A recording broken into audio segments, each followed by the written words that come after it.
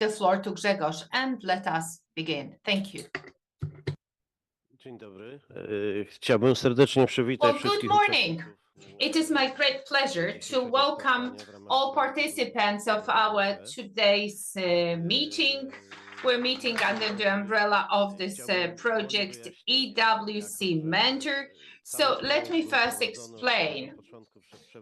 Since this project was managed by the chairperson, by the head of our federation, well, you're familiar with him, but unfortunately he couldn't be here today. Today we have a very important event in Poland. Polish industry is a very difficult situation, and for headquarters decided to run a huge demonstration at the Polish Parliament before the seat of the Polish government to exert pressure on the government to support the automotive, metals, steelworks, metallurgics, steelworks industry. So our chairperson had to remain in Poland, and my name is, as you can see here, and I'm replacing my colleague here, and I'm also replacing him in managing this project. I'm the chairperson as well. So EWC Mentor is a project that brings together our colleagues from Ukraine, Poland, Belgium, Portugal, and Spain. Welcome, everyone. The project kicked off in November 2023, and we're closing in July this year. This is our third meeting. First two meetings were held online, but the first meeting brought together 21 participants, and it was held in December 2023. And the main topic of that meeting was to to wake up the potential dormant in Polish work councils. These work councils, they have a huge potential, but this potential is rarely activated. So that was the first meeting. Then we had another meeting, and it was held in September 2024, also online, and we focused on chatbots. That meeting was coordinated by Dominik Owczarek, our colleague who is with us here today. That meeting was to support and enhance knowledge on the operation and activities of the European work councils. And it was about using chatbots to make that accessible, available to a larger group of trade unionists. Well, speaking for myself, for 9 years now, I'm a member of a European Work Council on a daily basis. I'm employed in a company with American capital. I must say that my work council started off really well for the first few years, but once tensions started to grow between the Polish and German plants, well, the whole thing kind of went sour, and in spite of our efforts on the part of the Polish party and German party, we've never reached that capacity, that ability to have impact even at the European level. So project like ours, like EWC Mentor, is a springboard or a bypass. Well, we can just simply go beyond these hurdles at the level of our plans. So here we are to exchange our experiences with these new capacities, opportunities that will come today from our moderators. I think that everyone will benefit from it. So I thank you for that. So I believe we could start with a round of introductions. I think we're quite familiar with one another, but we rarely meet on a face-to-face. So let us start with our colleague. Good morning, my name is Asia Dąbrowska. I work in the office for the Federation of Miners and Metallurgics in Poland. My name is Dominik Owczarek. Hello, I think we've met. I work for the Institute of Public Affairs. I run and operate a social policy program. On a daily basis, I'm engaged in the social dialogue research between trade unions and employers' organizations. I've been doing that for quite some time. It's my pleasure to be in Malaga in such beautiful circumstances. The weather is so nice. So I think we're going to have a very attractive afternoon in spite of this distracting weather outside. But our schedule is packed, so we're definitely going to have a very interesting debate. I'm deeply convinced that we will. And because of my role, I have this technical comment. Would like to take some pictures for our social media, etc. So if there's anyone who doesn't want to have their image published, please let me know right away. Otherwise, I assume I have everyone's consent. So that was a technical comment, and now over to Maciej. Maciej Pańków, good morning. I'm an analyst and a coordinator of a project at the Institute of Public Affairs in the same program concerning public policy. I'm engaged in this project. I've been with this EWC Mentor project from the onset, and I was engaged in designing the content of our chatbot, and I was also a bit offering a bit of a support to our mentors in the preparation for the mentoring activities. Thank you. Well, good morning. My name is Patryk Wiśniewski. I'm the Deputy Chairman of the Federation of Trade Union for Steelworks and Miners. I can see that we have our colleagues from Ukraine with us. Let me say that we are with you, wholeheartedly with you.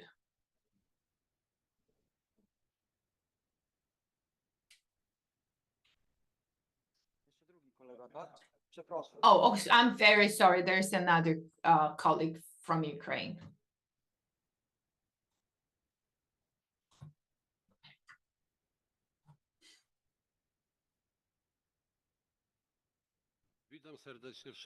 Well, good morning, everyone. My name is Lucjan Machul, and I'm a member of the Council of this Trade Union for Steelworks and Mining Workers. And I'm responsible for the Lower Silesia region or district in Poland, which is southwestern Poland. I'm the chairman of the regional council of that trade union. Well, good morning. My name is Jurek Basara. I come from Lviv, from Ukraine. I represent trade unions of Lviv area. This program is very important for us. And we like this project a lot because it's a forward-thinking concept. Well, whatever we do in Ukraine, everyone says, well, it's not worth a while because we have war and no one really knows what is going to happen, whether we're going to have continue as a state. But we're optimistic about the future. We trust that everything will be fine, that we'll probably win the war, we'll be the winners, and we'll be interested in programs about the digital future and workers' councils, etc. And that's why we're so happy to be able to participate in this program now. Thank you. Hello, my name is Hilde Thees. I'm from CMET, and CMET is the Federation of Employers representing 200,000 companies in Europe and with 35 million employees who work for these companies. Thank you.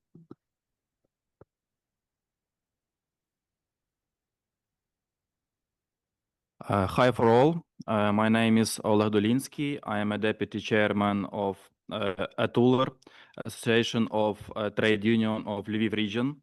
And I'm really glad and thank you for all of you, for organizers also, because this theme is very interesting and very important for us, because we are on the road to the European Union.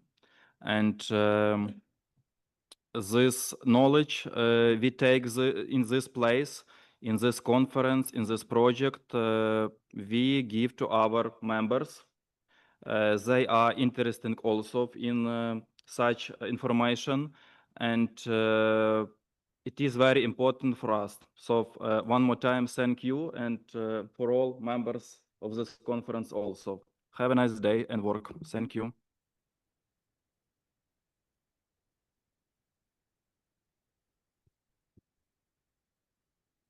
Labą dieną, esu Danutė Stauskienė iš Lietuvos. Sveikinu visus susirinkusius į šią konferenciją. Esu Indijos kapitalo įmonės, mašinų pramonės elektrinės dalies gamybos Matetson profsąjungos pirmininkė.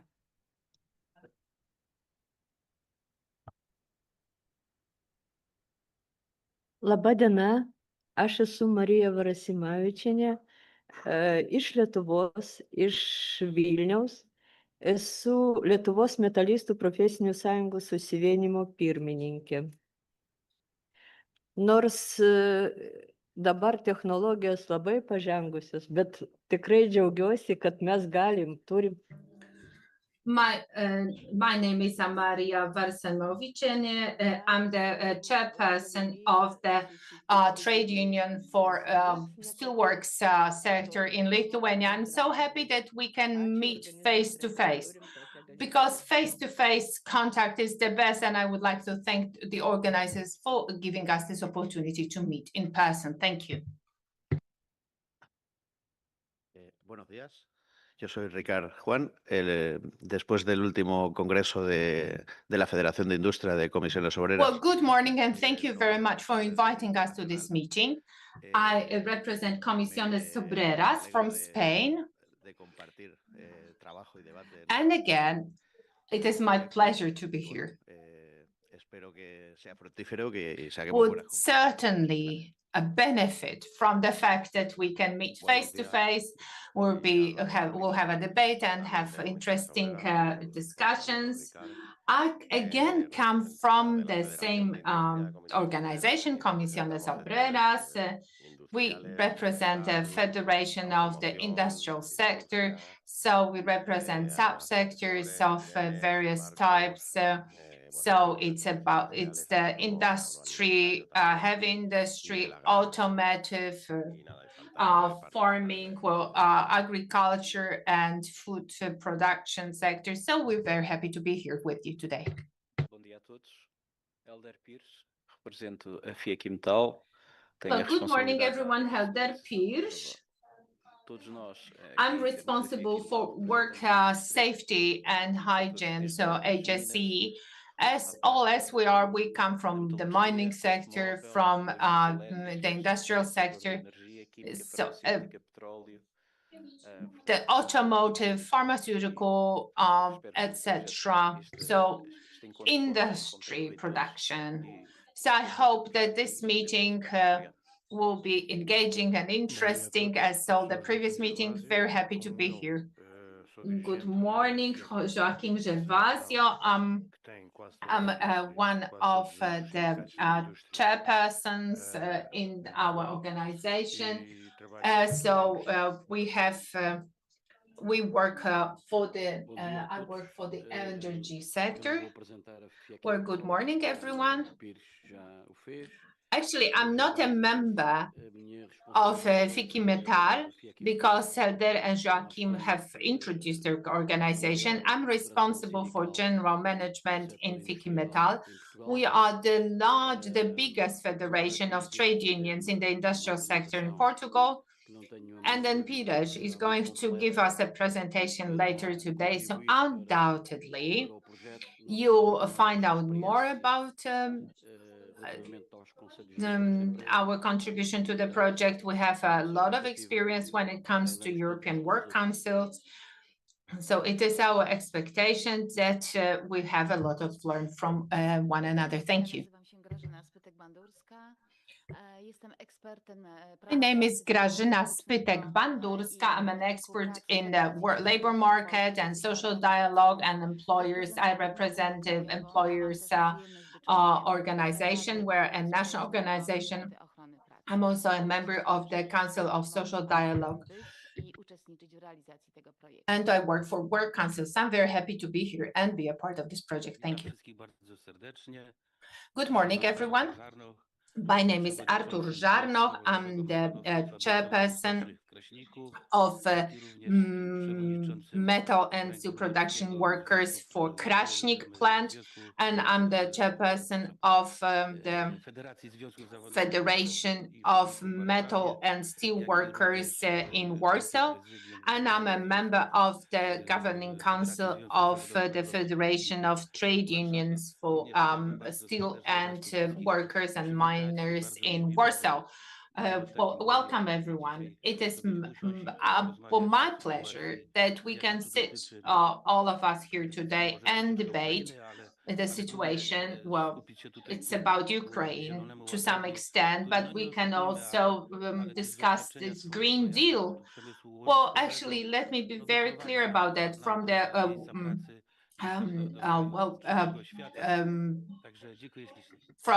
from the point of view of our industry, things are moving towards the third country. My name is Asia Grodczyk. I'm the chairperson of the council in Warmian-Mazury district for the Federation of Steelworkers and metal industry workers in Poland. I'm very happy and I'm very much looking forward to our debate. Thank you. And then we have our online participant, Lucille. Would you care to introduce yourself? Yes, good morning, everybody. My name is Lucie Luring. I'm working for UEMM, the French Employers Organization of the metal industry. I'm in charge of international and European social affairs. Thank you.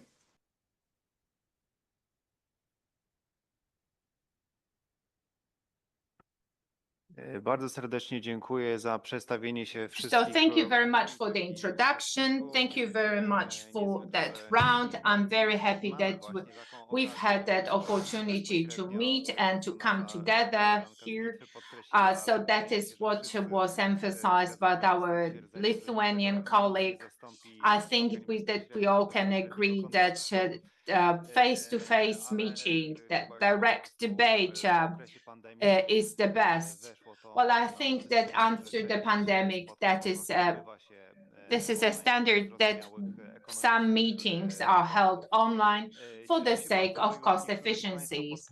I'm so happy that some of you have already brought forward certain topics and important issues that they would like to cover and raise throughout our sessions. I believe that we're going to have enough time to share our experiences and express our concerns and our expectations. This is a two-day meeting. So I think that over that time, we can present these perspectives.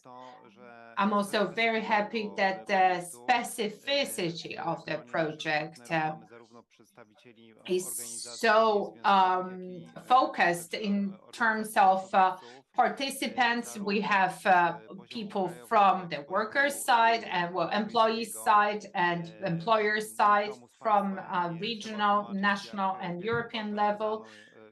Then we have that amazing added value that we can have both perspectives, we can hear from them. Then we have this opportunity to exchange experiences, opinions, even if our social partners disagree, still we're going to have that exchange. Then, as the deputy chairman rightly said, that is a great opportunity to debate some urgent issues which we consider important.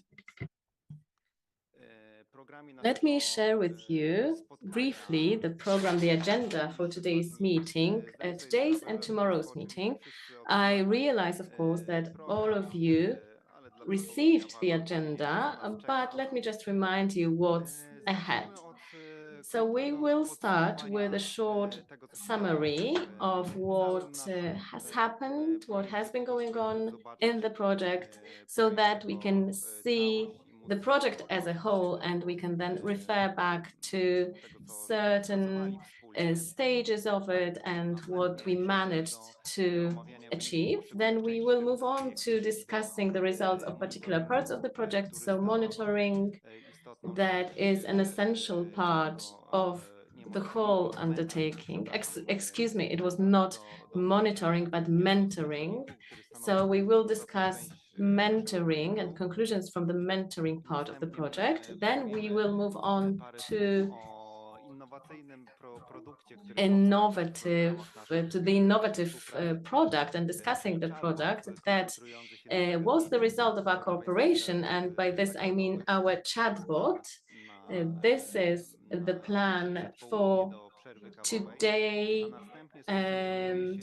meeting until the coffee break. And after the coffee break, we will be discussing a very pressing matter that is now being discussed in the EU. This is the amendment to the directive on European Work Councils. We have been discussing it during previous meetings, and we also prepared a background report on the status quo of the whole debate. Now it's over 6 months after the report was issued. So today we will be discussing what has been going on in the past 6 months. We will be discussing the issues that are the subject of a dispute of social partners on the European level. And naturally, of course, we will also be discussing the participation of trade unions on the national level in the whole process, in the whole discussion. Later, we'll go and have lunch, and this is the point, the item on the agenda that has to happen exactly at 2 p.m. and we will have to go to lunch, then we will reconvene later. The lunch will take place in the same place that we had breakfast in. It is important that we get there on time because we have a reservation and we just need to be there exactly at 2 p.m. as everything will be prepared at that exact time. And later, after lunch, we will discuss the green transition, digital transition.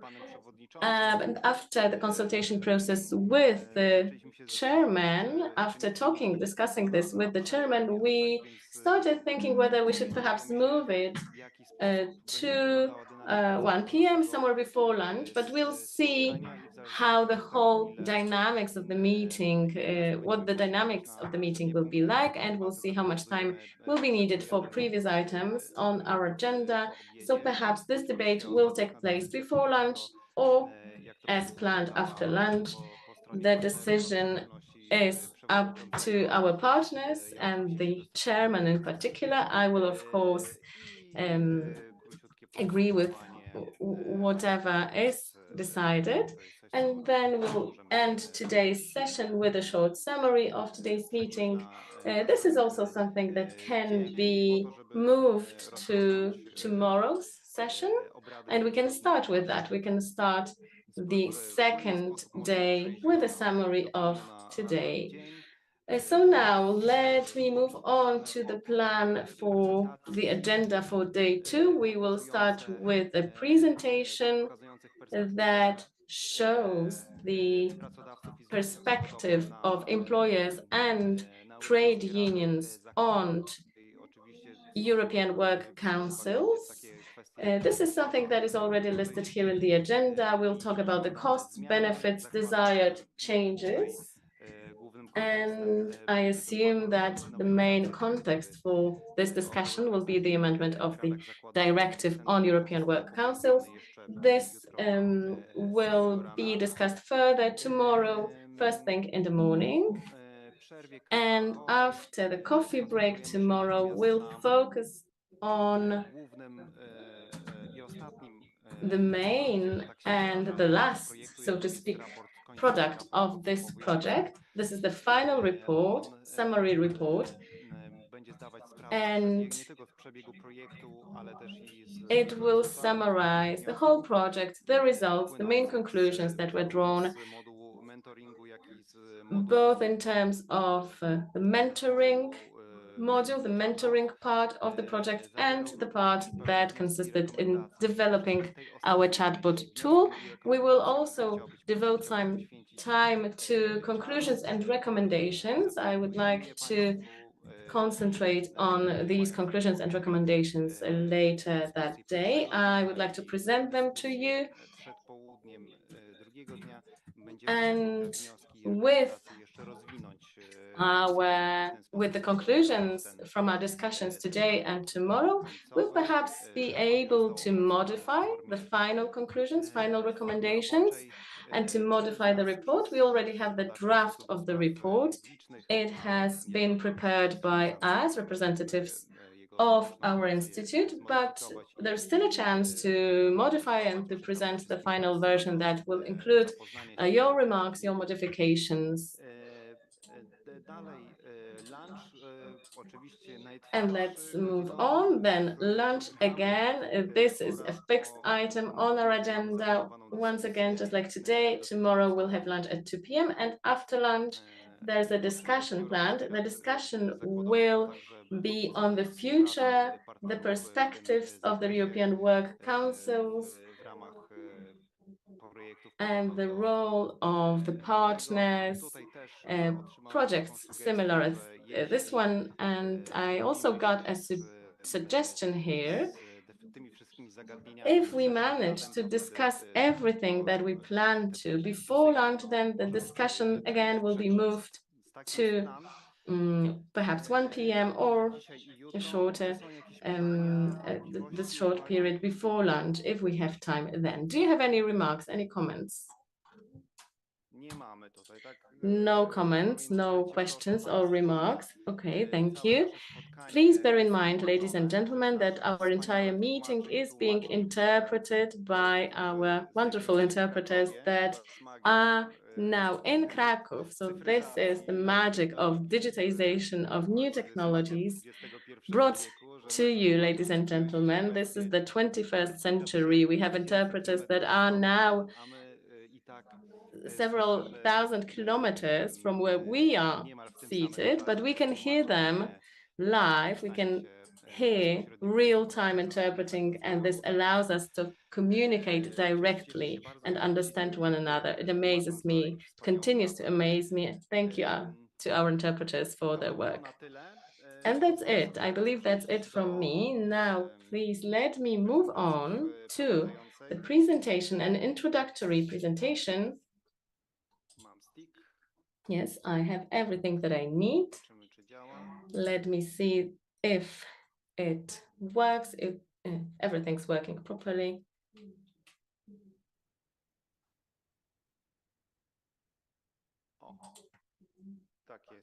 Okay, I believe so. I believe everything is in order. So let me just remind you of the topics that you are probably familiar with. So let's just go through all of the important information on the project. The project lasted close to 2 years, so it spanned across 2 years. We had, of course, to attend to our other responsibilities within that time frame. So it's good to remind ourselves of what we've been doing as part of this project. The main aim, the main objective of the whole undertaking was the analysis of European work councils in the context of how they're functioning, what is good and what can be an obstacle to the development of social dialogue. That is to serve the information and consultation process with employees, with workers that are gathered in European undertakings. We focused on European Works Councils in the metals industry and the manufacturing industry in various European countries. And one of the main topics that was present in our discussions, in all our project activities, was naturally the issue of twin transition.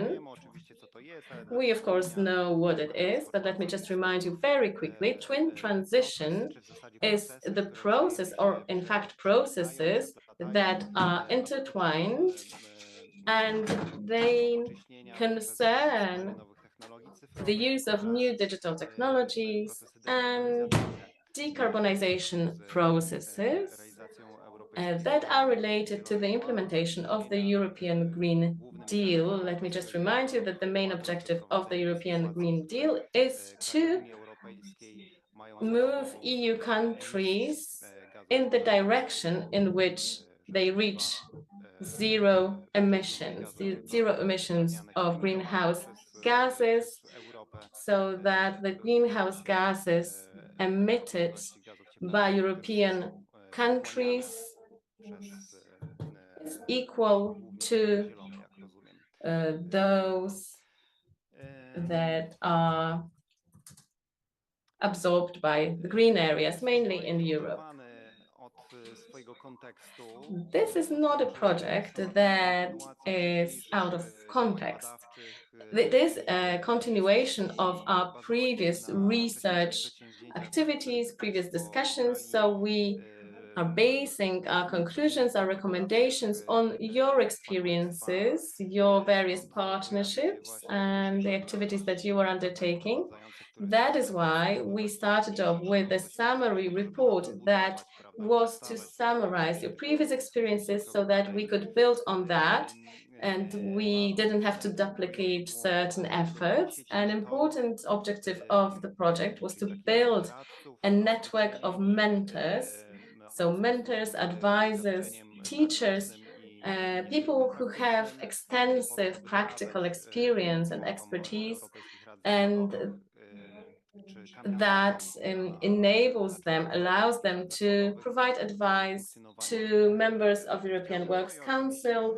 And of course, there was another module that we concentrated our attention on, and that was the creation development of chatbot fueled by artificial intelligence. That was something that stirred up a lot of emotions, and I will gladly tell you more about this, and I will speak at length in great detail, and I will be very happy to show you the results of our work. I also hope that you had the chance to test the tool yourselves, and if not, then today you will have the opportunity to do so and to see it up close.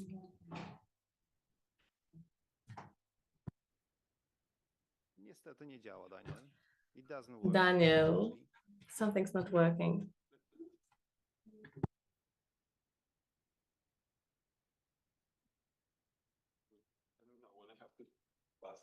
Yeah.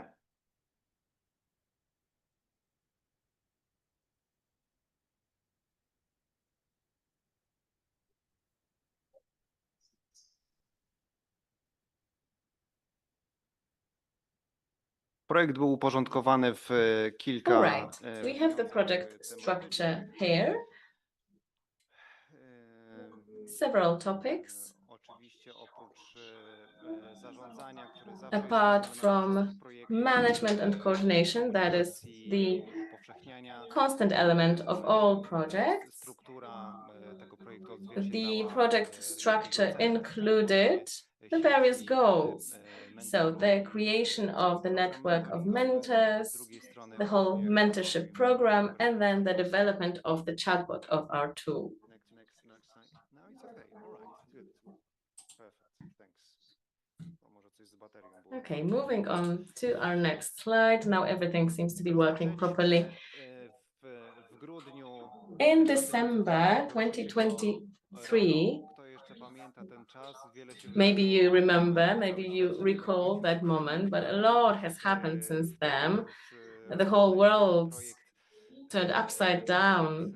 And when we started the project, when we kicked off the project with the kickoff meeting, the world looked quite differently. During that meeting, we summarized our past experiences and drew conclusions for the future. Later on, just right after that meeting, we started off with a mentorship program, mentorship project.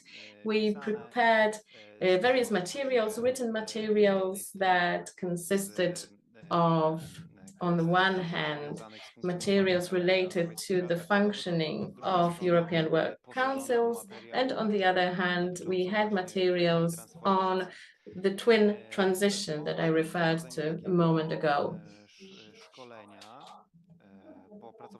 And there was the training. We had materials that were prepared, then the training took place, a training conducted by Mate from the Institute of Public Affairs. And after the training, the mentors received a whole package of materials and the training materials. Later on, they would carry advisory services for the members of European work councils. And we'll move on to the details of that part of the project in a moment. Then, parallel to these efforts, we started working on the development of our chatbot, and today we're meeting at a conference that summarizes the whole project and summarizes the activities, our efforts, and what's still ahead of us is a whole series of activities focused on the dissemination of project results. So we have a whole website. There is information that is being shared in social media. We have a video that is to promote our project, and also 2 articles were published in online media. When it comes to dissemination of project results, an important element of the process is the summary, this summary conference that is streamed online, so that not only the participants that are present on site today and online today can participate, can listen to our discussions. Also, everyone who can access the streaming has such possibility, and hopefully we will be able thus to reach a much wider audience. Of course, all of you, ladies and gentlemen, participating today and tomorrow, if you want to, if you'd like to, you can send the link, you can share the link with your colleagues, your friends, networks, whole experts networks. You can share the link with them so they can follow our discussions. And that's it, I believe, when it comes to the introduction to our project. Some introductory remarks. We managed to finish before time as far as this part of the agenda is concerned.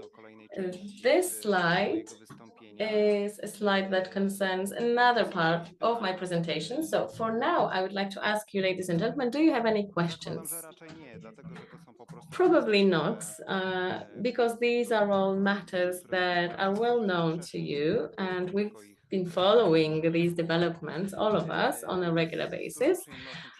It is my pleasure now then to pass on the mic to my colleague Maciej, and Maciej now will talk through the mentorship program. He will talk about the details of the program and the main conclusions that followed.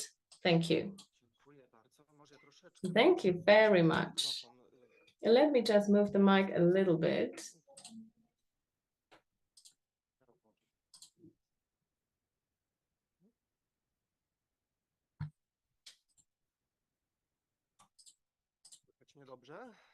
Can you hear me well?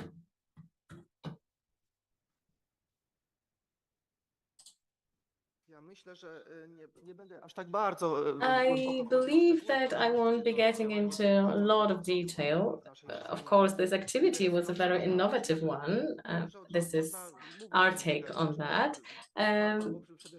But it's perhaps a bit hard to discuss it. It's worth participating in, but it's hard to discuss it in theory. Having said that, it is my obligation, it is my duty now to share with you all organizational matters and to present to you several recommendations that were the conclusion of the summary report prepared by our mentors. Okay, this is the element of work package 3, and the whole idea was, as described by Dominic, was to introduce in several countries, Lithuania, Poland, Portugal, and Spain, to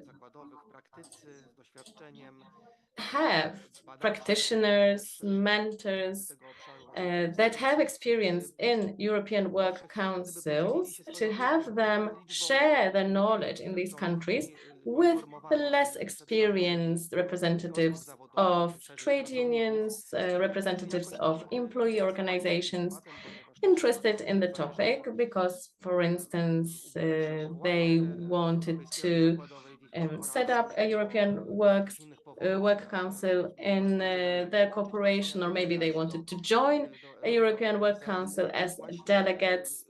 So that was the reason why we wanted to have our mentors share their knowledge, share their experience with them, because these representatives wanted to acquire information on how European work councils work, how they operate, and we selected 5 mentees in each country.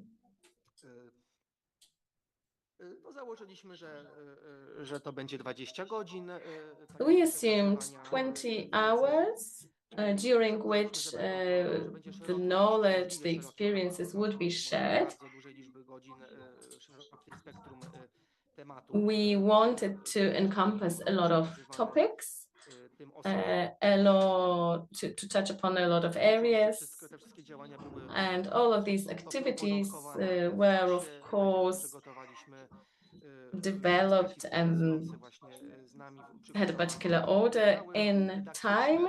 Our experts prepared with our help didactic materials, educational materials for our mentors, but from the very start we of course assumed that they could use some other publications, their own materials, or their favorite sources of knowledge. Later, we had an online mentor academy. It was not a training. I wouldn't call it a training like Dominic did. It boiled down to informing about the objectives of the activities, presenting materials, presenting modules, various thematic modules, presenting the agenda, the program, and discussing the mission of mentors. And then we had 9 months, so almost a year, to conduct all mentorship activities. The mentors were later asked to prepare short, brief reports on who they trained in their countries and how these activities were conducted, what training techniques and methods they used.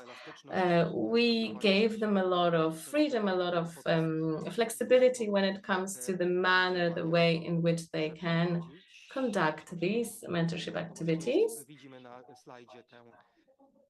And this slide presents the schedule, the timeline of the activities undertaken as part of this program. Here you can see the cover of materials, the materials that were prepared in PDF form. It included several modules. Some were quite basic, so the background of I&C rights in the EU, later some practical aspects, and this was followed with some issues that might be controversial, connected to twin transition and connected to what European work councils can do in this area, how they can be active when it comes to consultations and the whole information process in this area, the area of digitization and green transition.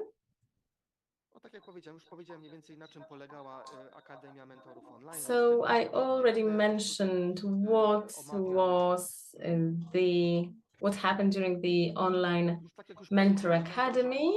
So I won't get into details here, but as I said, the mentors were invited to conduct their classes, their trainings with the mentees, and they could select the method that they thought was best. That perhaps this could be an in-person training, this could be an online training, depending on the requirements, on the needs. They could use various digital techniques. And during the academy, there was even a suggestion that came from the mentors that maybe they could use certain tools that can be used to conduct surveys in real time. This was an element that could be included in the training sessions, and there were some other technical aspects, but let me not get into a lot of details here because I believe it's not that important at this point in time. So now I will just move on to the conclusions. The main conclusion is that the activities took place, and this is a success. The mentoring activities were successful, took place in those 4 countries I mentioned. So far, we've received 2 reports from 2 countries, and that's all right because the mentors have time until the end of this month to prepare their reports.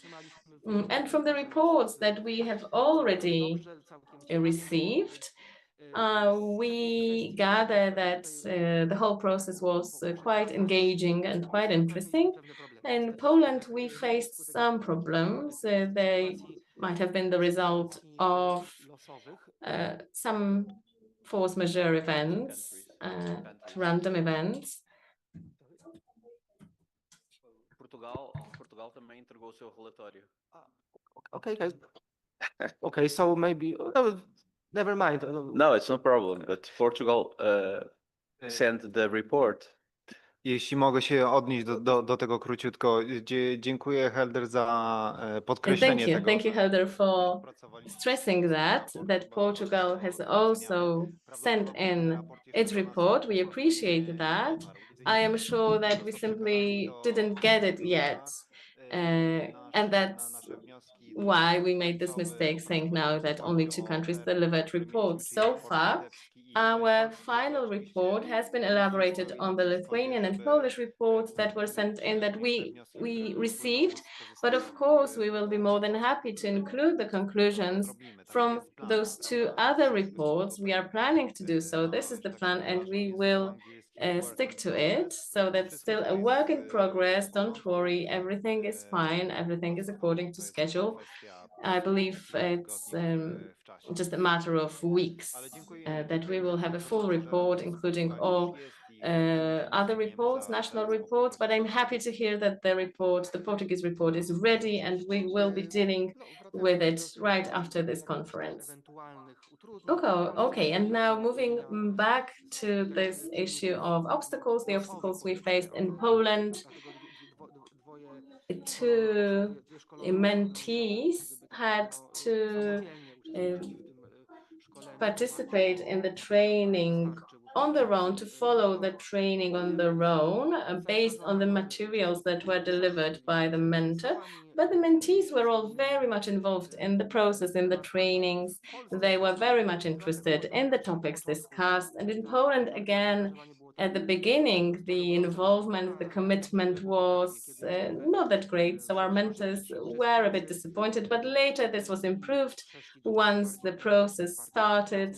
And then when they moved on to discussing those practical solutions, practical issues, the mentees became more and more involved.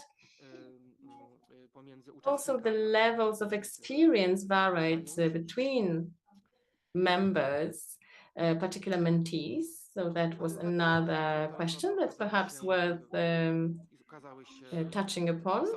The materials, the mentoring materials were very useful, although one mentor pointed to the fact that they would love to see also other types of materials, not only PDF documents, so that they could be perhaps presented more easily during a meeting, because well, that was what the mentor said, that he had to convert those materials to a presentation format, a PowerPoint format. So perhaps in the future, when undertaking similar activities, we could take into account the fact that the materials package could include those ready to present materials. Some other matters, other issues, I believe that we could approach the topic with more panache. The scale was not that big because we only had several countries that took part in the trainings. We could think about conducting similar activities on a much larger scale. Let me refer back to the recommendations from the report that say that we could perhaps divide the mentees according to the level of the knowledge and experience, and to divide them into groups, the beginners, the more advanced mentees, and then we could have several workshop groups and several types of workshops. That's one recommendation. And in Poland, ultimately, there was a problem that was connected to gathering all mentees in one place or one time.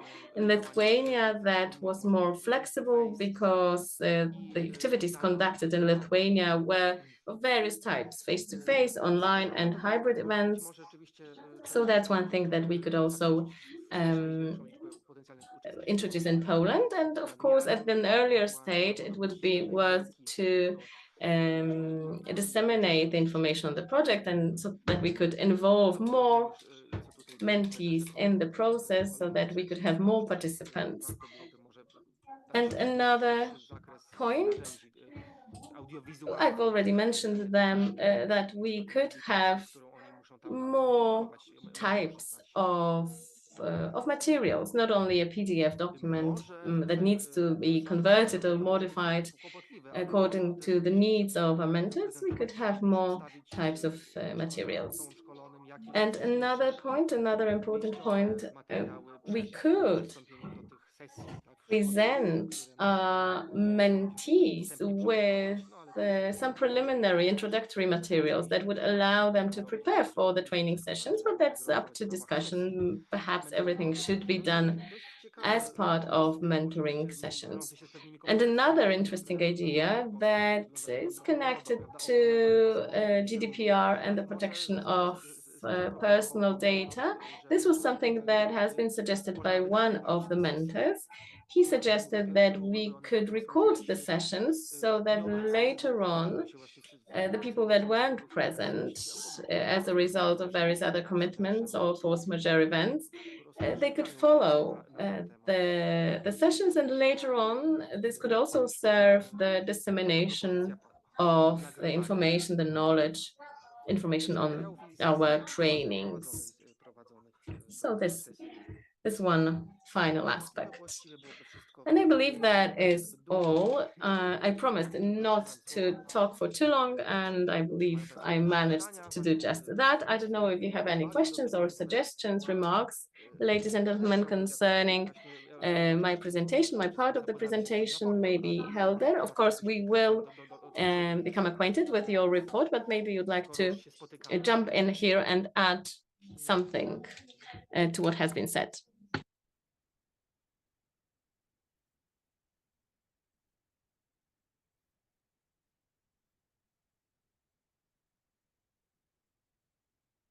Oczywiście, jeżeli by Państwo chcieli właśnie się podzielić jakimiś jeszcze... And then obviously, if you have any comments, any remarks that you would like to add or share with us, mentors, colleagues present here with us, well, all the mentoring related concepts, issues, please share them with us right now. Thank you.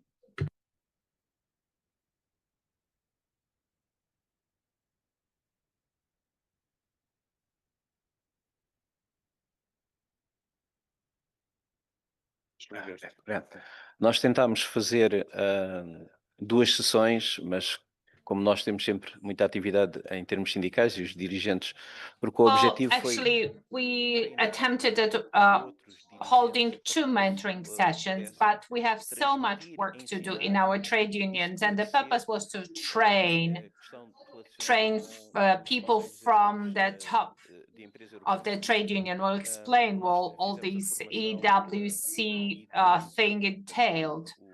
So indeed, nós usámos 20 horas, fizemos dia inteiro, foi bocado puxado ser dia inteiro. Não podíamos... As Maciej was saying, we organized a full day training. We couldn't hold like a shorter or part-time training. We discussed the importance, the work, etc. And all of that was discussed.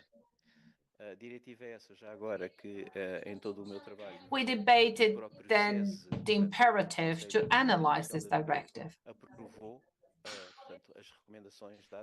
and to revise this directive. So the recommendations, they have been already forwarded to the European Parliament, and then we have also this concept, well, the issue of implementing this directive. The important thing is that because of these explanations, these people could understand our needs as the needs that we have as mentors. As for these materials, they were very well drafted, well prepared. They have been forwarded when needed. And also these confidentiality related or non-disclosure related documents. We also included many reports that we had forwarded them to the training. We emailed our report on the 8th. And it's really a shame that this report hasn't reached you. But we still believe that this initiative was a good one, and it was about having that abundance of material, in particular when it comes to revision of the directive. Thank you. Hello, thank you, Helder. Thank you, Helder. Anyone that would like to speak up regarding the mentoring? The floor is yours. Bien, buenos días de nuevo. Tenemos pendiente enviar el informe a los expertos. Well, great, thank you so much. So again, we need to forward the report. We've done all that work, and well, but clearly we need to write the report. Since the end of the summer last year until today, we organized 3 training sessions with members of the trade unions and the federation, with 30 trainees. So, for example, we delivered a training for people that had the least experience, and they had only started working on these councils. Well, actually, it takes a lot of experience to be on the Workers' Council. So this is why we embark on this round of training, and also note that such plenary sessions for the European Work Councils are organized once per year. So even the most experienced members of such Workers' Councils, they may have had participated in about 5 meetings. So actually, it's not easy to be an experienced member of such council. We discussed the revision of the directive. Then, of course, there were some confidentiality-related issues discussed. Clearly, this topic is so important because on so many occasions, members of the European Work Councils, they have access to these documents. These documents are covered by the confidentiality or NDA clause, and when they return to Poland, the delegates, they're unable to share the information with their colleagues because of the NDA issue. Then, we have that transnationality concept. Well, there are certain topics, there are certain issues that concern the workers, and they could be classified to international. So, for example, transfer of production. So in one country, we have an issue with permits and or licenses, in one we don't. So in some that could have a positive impact on employees, and in some it doesn't. So that is also a topic for the European Workers' Councils to discuss. Then note that members of the European Work Councils, they have very different experiences, and it's not always they meet, fulfill their duties and serve in the same way. So this is why we embarked on this round of training, and we were promoting this project in our community, and we'll try to do our best. Thank you. Wymagania minimalne, że tak powiem. Well, actually, you raised the bar, and because of the scale of your activity and your engagements, it's great to hear that. Amazing. Thank you. Anyone? How about our Lithuanian colleagues? Would they like to share anything on that with us? No, okay, fine. That's fine. Czy jeszcze jakiś komentarz albo... Anyone? Any comments?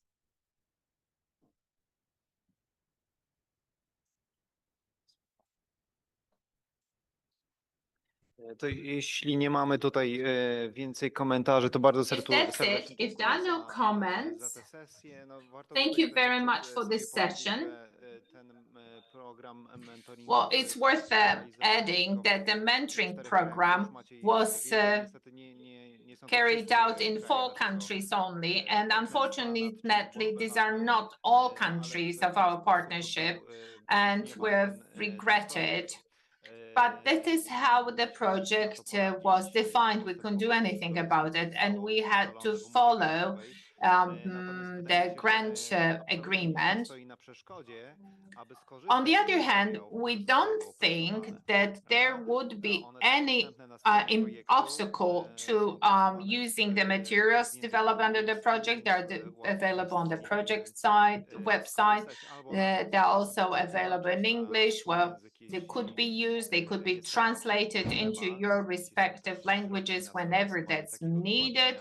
If you have funds available to have them translated, well, so please feel free to use them. And I also assume that the methodology is also here to be used. We have that concept, that model of mentoring. It was refined and very well prepared under the project.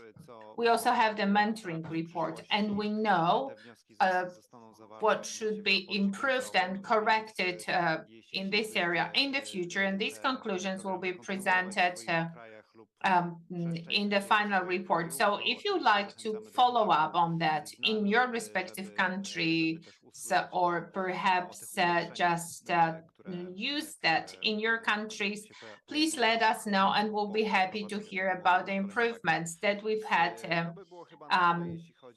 under the training module. That's all about the mentoring module, unless we have any comments, unless we have anything to add here. If no, well, it seems that the essence of the project that was the concept of building the potential of the project partners through mentoring activity. Actually, it is quite a unique formula. It is not a training per se. What we have here is a formula which is more adapted to the needs of participants in the training, and it's closer to the concept of consulting than of a training. And then clearly, it requires these modules to be run by people with know-how, with experience. So that's what is so particular about this project. It's worthwhile to follow up on the methodology and then have it transferred onto other countries. And then in spite of these limitations, the unique nature of these modules makes them superior to other types of training. So for example, in that mentoring, you can have some very specific questions about very specific issues that members of the EWCs encounter when working at EWCs, and then benefits that come from the opportunity to exchange experiences. Well, that is again an added value. Right.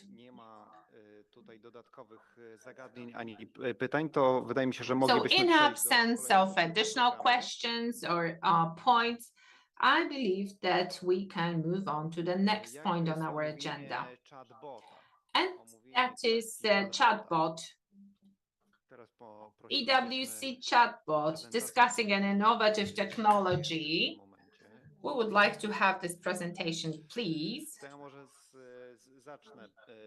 I can see that Daniel's a bit busy at this point, so perhaps I'll start with the chatbot, and in a moment we'll be having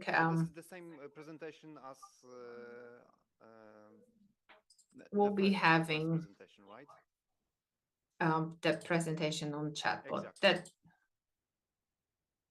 Thank you very much. Yes, this is it.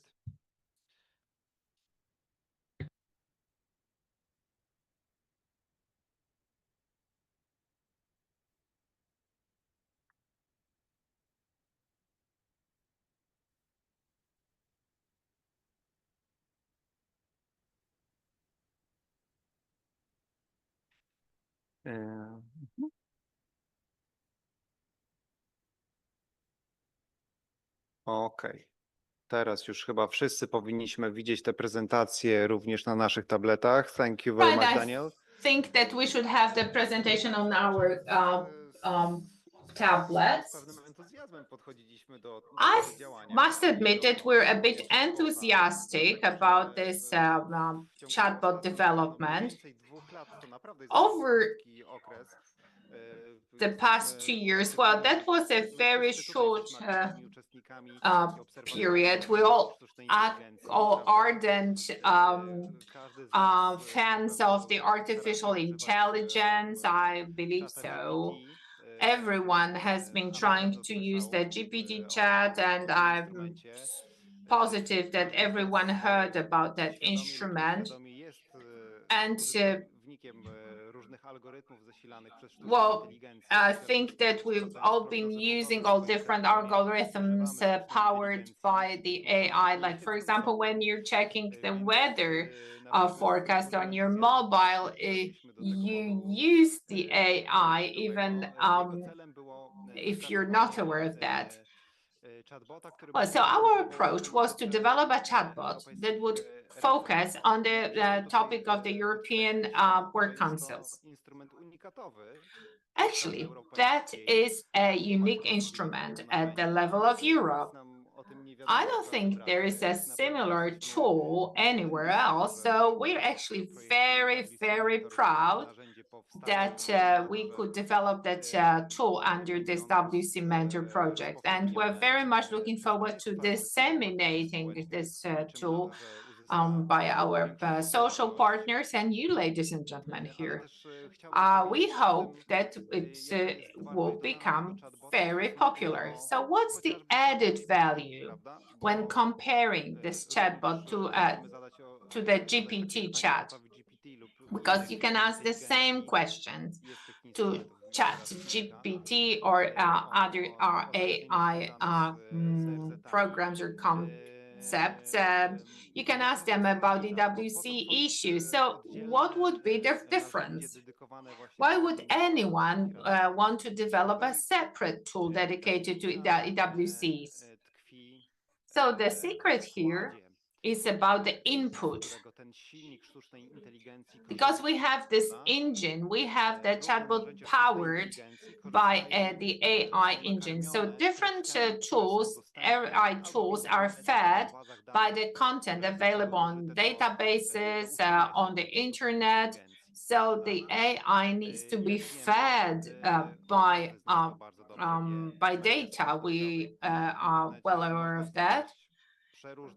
Our social media, well, the internet is full of information. Not all of it is accurate. Some of it is clearly biased or false or, well, partially untrue or emotionally tinted or it's hardly a secret and it's commonly criticized.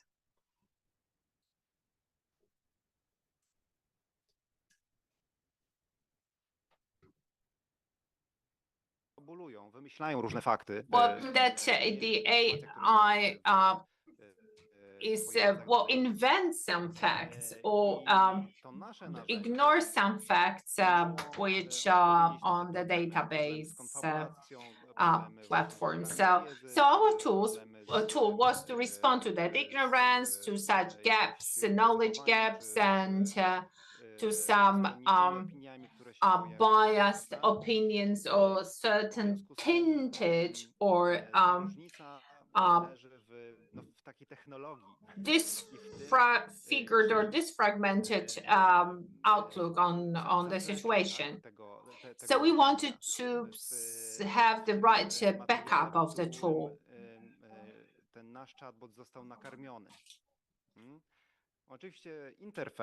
So the difference was in the data pool that we used to feed the chatbot. Well, the interface is just a regular chat. So one just enters questions, requests, etc. in there, and it's quite similar to other tools of the artificial intelligence. But the corpus of knowledge, the pool of information and the content which is used and accessed by the tool, that pool has been revised. It was prepared by people who are very well familiar with the EWC concept. So I think it's the time to mention the authors of that content. So it's Maciej and myself, and then the material was abundantly revised by Romuald Jagielski. He is a household name, and he's an unquestionable expert on the European Work Councils. For many years, he was an expert of the European Institute of Trade Unions. He specialized solely on the European Work Councils. I wish he could be here with us today he promised to get online and be with us online, but unfortunately, he's not with us today. And let me emphasize his invaluable contribution to the development of this tool. Ten wkład, jak również cała koncepcja była. Well, then the input, right? Romek's here with us. Oh, that's great news. So about the time. Zaraz chętnie oddam ci głos. So I'll be very happy to give you the floor. Let me just close this topic right now. Now, step 2 is included consulting the materials that we developed with representatives of trade unions and organizations of employers, workers' organizations, and here I would like to take the opportunity and help them. They are members of our partnerships, so we very much appreciate your input. We held several discussion sessions, some of them focus on some controversial issues, but with that, well, I rest assured that your contribution to that content, that pool of information fed into the AI is more reliable, it will be then appreciated by users. Actually, that's been an extensive introduction.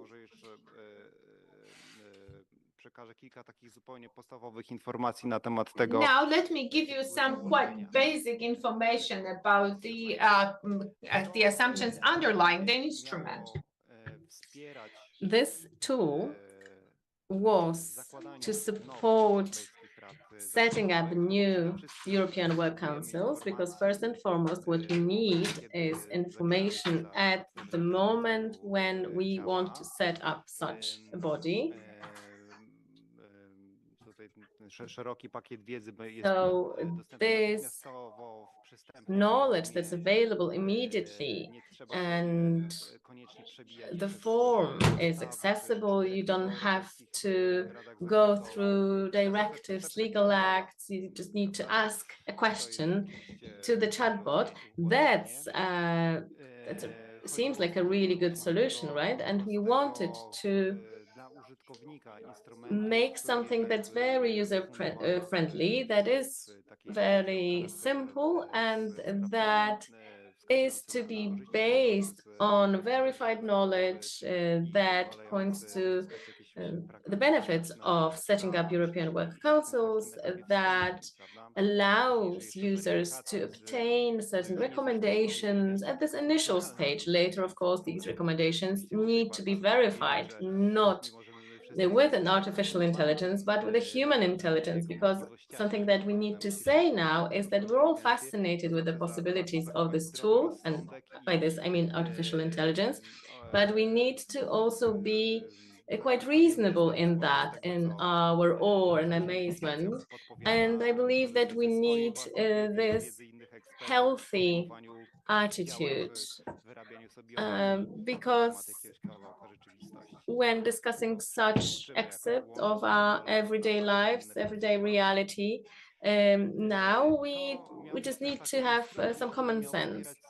And this was, of course, also to be an instrument that would support our mentors during the project and later in the work. Our mentors, our trainers that conduct sessions, conduct classes on this particular topic. This was just supposed to be yet another instrument, another material, another tool that you can give to the participants of our trainings, of our mentorship programs, and they could use it. Okay, one more thing, one more important piece of information. The materials there need to be updated, and that's our main assumption. So with the changing legislation, regulations, we need to adapt the material that's there in the chatbot because it needs to provide answers that relate to the current status quo. So we also wanted to introduce there a module that would allow you to ask a question not only to AI, to the tool, but also to an expert, a real human expert that would on a daily basis answer various questions if such arise. This material initial input that was to be put there in the chatbot was 70 pages long. That was the plan. In the end, it was much longer. I believe we came closer to 100 pages or maybe even more than that. I can check it and verify for you, but definitely it was more. And there was more material. It's available in English and in Polish. These are the limitations, project limitations that, well, we decided to use English as the lingua franca, the official language, one of the official EU languages. And we also decided to use Polish here because this is the language of the leader of the project.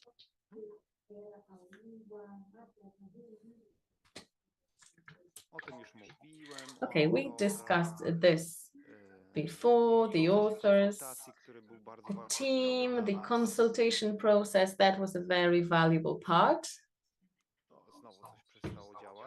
Okay, something's not working properly again. Daniel, somehow. Maybe the battery is not. I need to reset this, right? Okay. Wonderful. Thanks. Treść wkładu, który żeśmy opracowali. Okay, and the content, the chatbot content was divided into two basic parts. The basics, introductory part, and the more advanced part. The part designed for those who look for more advanced content, more complicated and complex content, and each part had a similar structure. It was not the same, but it was similar. So there was this part with the general information, and then the part that concerned the whole establishment process, setting up an European Work Council. Then also in the basics part, we had some facts and figures on the European Work Councils, the countries in which they operate, the sectors in which they operate, and information on how members of these bodies assess, evaluate their functioning. This was based on various surveys and research. So these are the facts and figures, and all of this data was verified. And then again, moving on to the part for more advanced users. Again, we have certain subparts, general information, establishment process, operation of the EWCs, and enforcement of the binding regulations.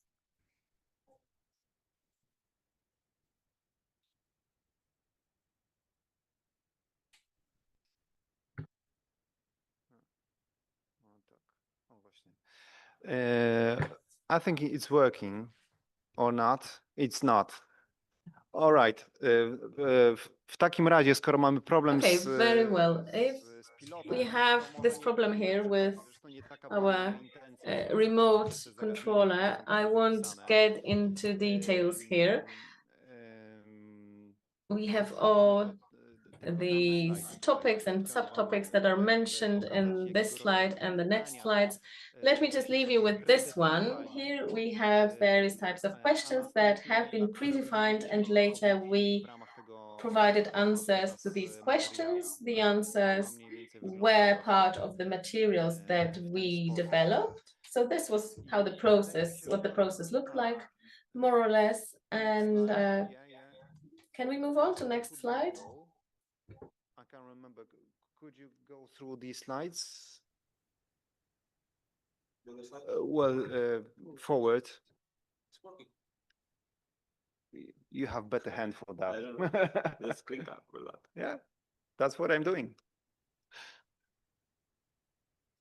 Okay, po prostu Very well. teraz lepiej działa. Now I believe everything's working properly, finally. And in the last slide, if I'm not wrong, but I'm not wrong, this is the last slide with the link to the chatbot tool. And of course, I will send it over to you together with the presentation, or the organizers of this meeting will share this with you. And you can click the link and simply go there and use the tool. And you can also disseminate the knowledge, the information on this tool. I would like to encourage you to do so.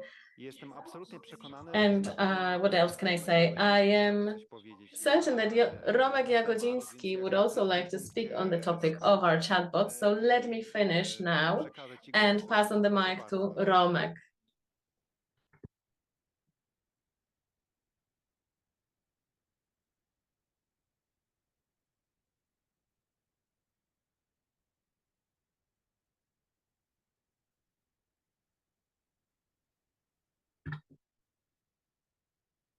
Niestety nic nie słyszę. Unfortunately, we can't hear you.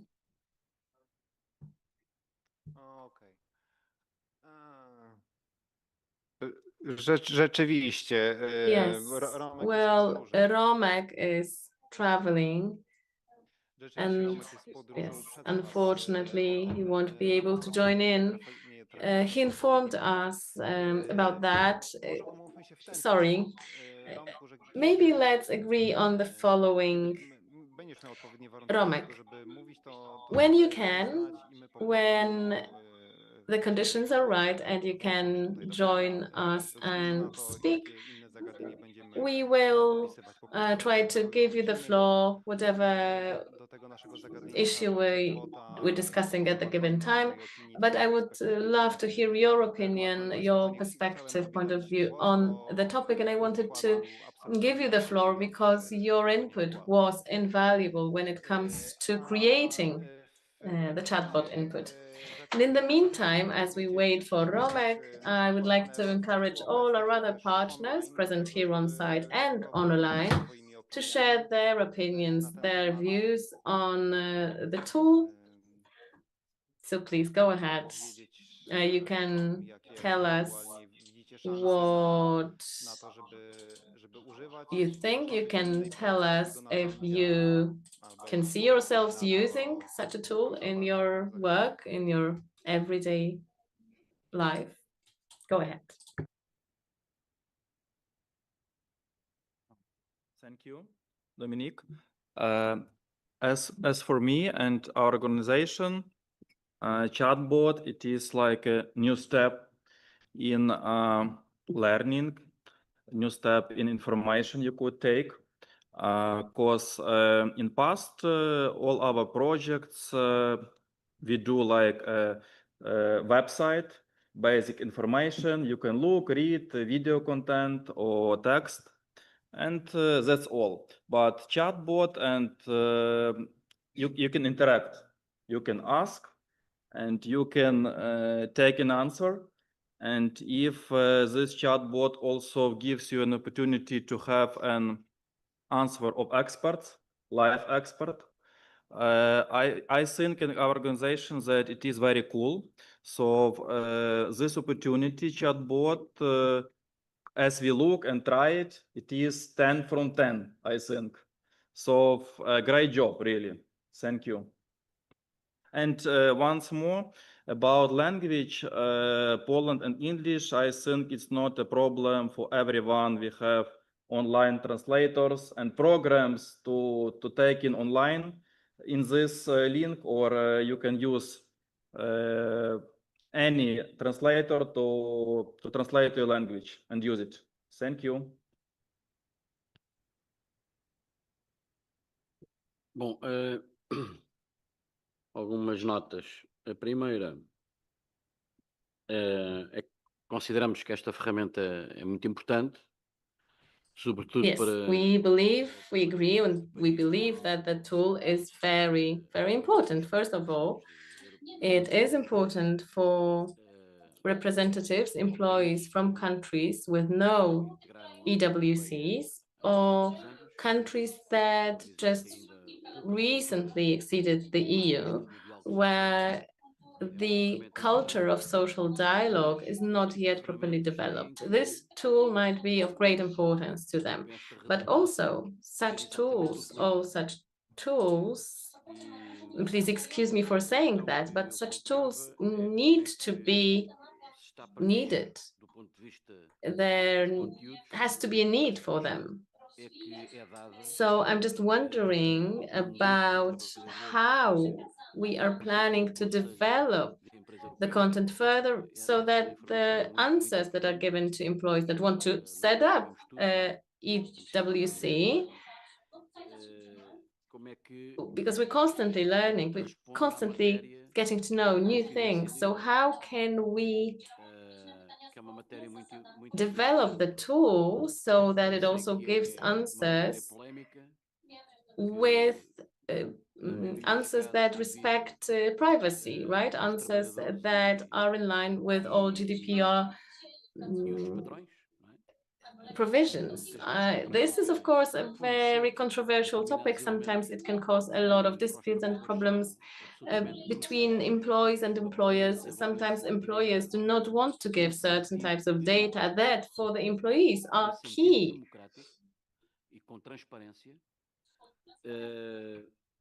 They need this information to get some transparency here. So my question is, how will this answer these particular issues? And another thing I'd like to raise, another matter I'd like to discuss. I would love to see the best experts available among employees to be the ones that represent other representatives of other employees. I'm now talking about employees, and I'd love this tool to provide information which, in the case of any doubts, provide contact details, for instance, of such or other organizations that could help employees achieve their objectives. And I believe this should be done and done well. Okay, thank you. Does anyone else have comments, questions, remarks? If not, then let me answer these two questions. Let me refer back to these comments.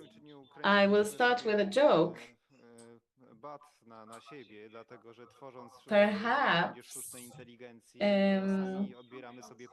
this is a tool, AI-based tool, that can take our jobs, in fact, because in fact an AI-based tool can replace a mentor or a person conducting a training, but hopefully this will not happen, because as we know, when it comes to advisory services, when it comes to those pressing matters, I'm very much convinced that no instrument, no tool can replace people. And I'm also saying this in the context of the use of our tool. So let's start with the remark from Portugal, from our Portuguese colleagues. I believe that we should look at this tool with certain amount of reservation. Of course, it is based on the knowledge, on the input that we have fed it, and it's verified, but it is a machine. It is a tool, and it is based on AI, and people operate in reality. They operate in the here and now, and their words and actions have real consequences. So let's not treat any type of chatbot, not even ours, we believe it's better than just a regular chatbot, but let's not treat this tool as a basis, the only basis for taking action. Don't trust it in 100%. Let's always confront the knowledge, the answers that it gives you with your lawyers, with your colleagues, with real experience. So just please treat it as boosted search engine, like a better search engine. I believe that is important. I believe it's important for us also to learn how to use the tool, to include it in our work without forgetting the fact that it is only a tool and it has its limitations. Then moving on, when it comes to machine translation that Oleg mentioned, well, this of course is possible, and well, yes, it's a way to overcome language barriers, but we also know that these tools are not perfect. They are not that capable, so it would be good if in a future project we could think about developing other language versions that could somehow avoid those linguistic traps. And we know very well that especially in legal context, language mistakes, linguistic errors, they have real significance. I believe that here we need to have limited trust as to those online translations. Another matter that was raised was the issue of privacy. I believe that we have to say clearly that chatbot is an instrument that teaches the users about the mechanisms of consultations, information sharing processes in European work councils. It won't inform us of processes that are happening in a particular company. We can ask about the type of a situation and ask for advice in these types of situations, but the chatbot will never give us answers that include the data, the information, or that are coming from a particular European Work Council, from a particular company. Why? Because it doesn't have such data, such information, doesn't have any financial information, any personal data, any reports. It has information on, for instance, what are transnational issues. It has information on what the consultation process looks like. It has information on plenary sessions of European Work Council. So we can ask it about these matters, but you can't ask it about a particular restructuring process conducted in a specific company. Is this a limitation? Well, not really. This was made on purpose, right? Because this is an instrument that is to give us information about the mechanisms of the information and consultation processes. But if you want to get information on a particular case of a restructurization case, or if you want to learn about management processes in a given corporation or implementing new digital tools in a company that you'd like to hear of, you need to just get the knowledge from the experts in your or other organizations. And one final question I'd like to refer back to. Alvaro, I can see your hand in the air. I will pass on the mic to you in a moment, but one last thing. The users are to be the employees. And yes, that is true. It's true that the chatbot will be used most frequently by members of European Work Councils, members of trade unions, but of course this is a tool that can be used by everyone. No social group is excluded, so representatives of employer organizations can also use this tool. And I am very much convinced that it can be of some use to them as well. it can be of use to our partners in this project. I believe that employer organizations that are part of our partnership took a look at the instrument and they wanted to see if it can be useful for them as well.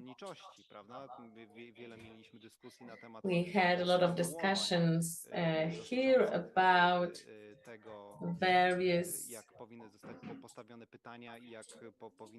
biases and how the questions should be asked and how the answers, what the answers should look like so that we can avoid certain bias. And I am sure that the consultation process we've conducted will improve and improved the chatbot in this regard.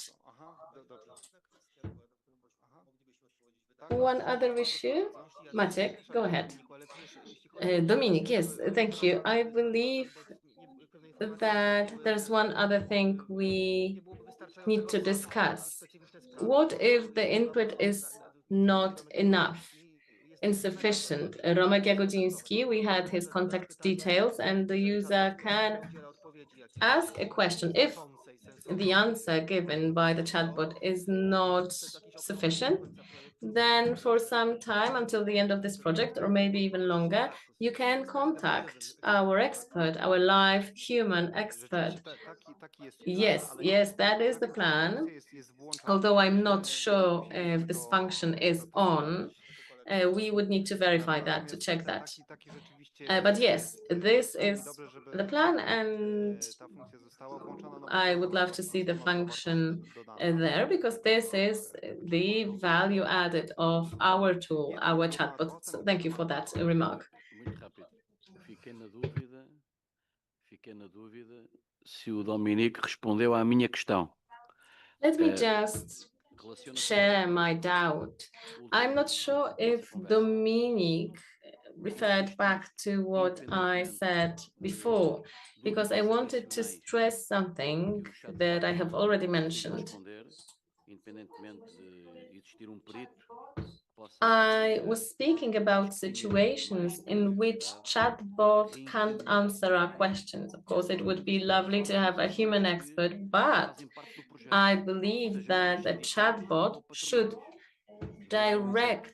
refer the user to an organization that's part of our project. So an employee or employer organization. For instance, if an employee from Portugal has a doubt and still has this doubt after getting the answer from the chatbot,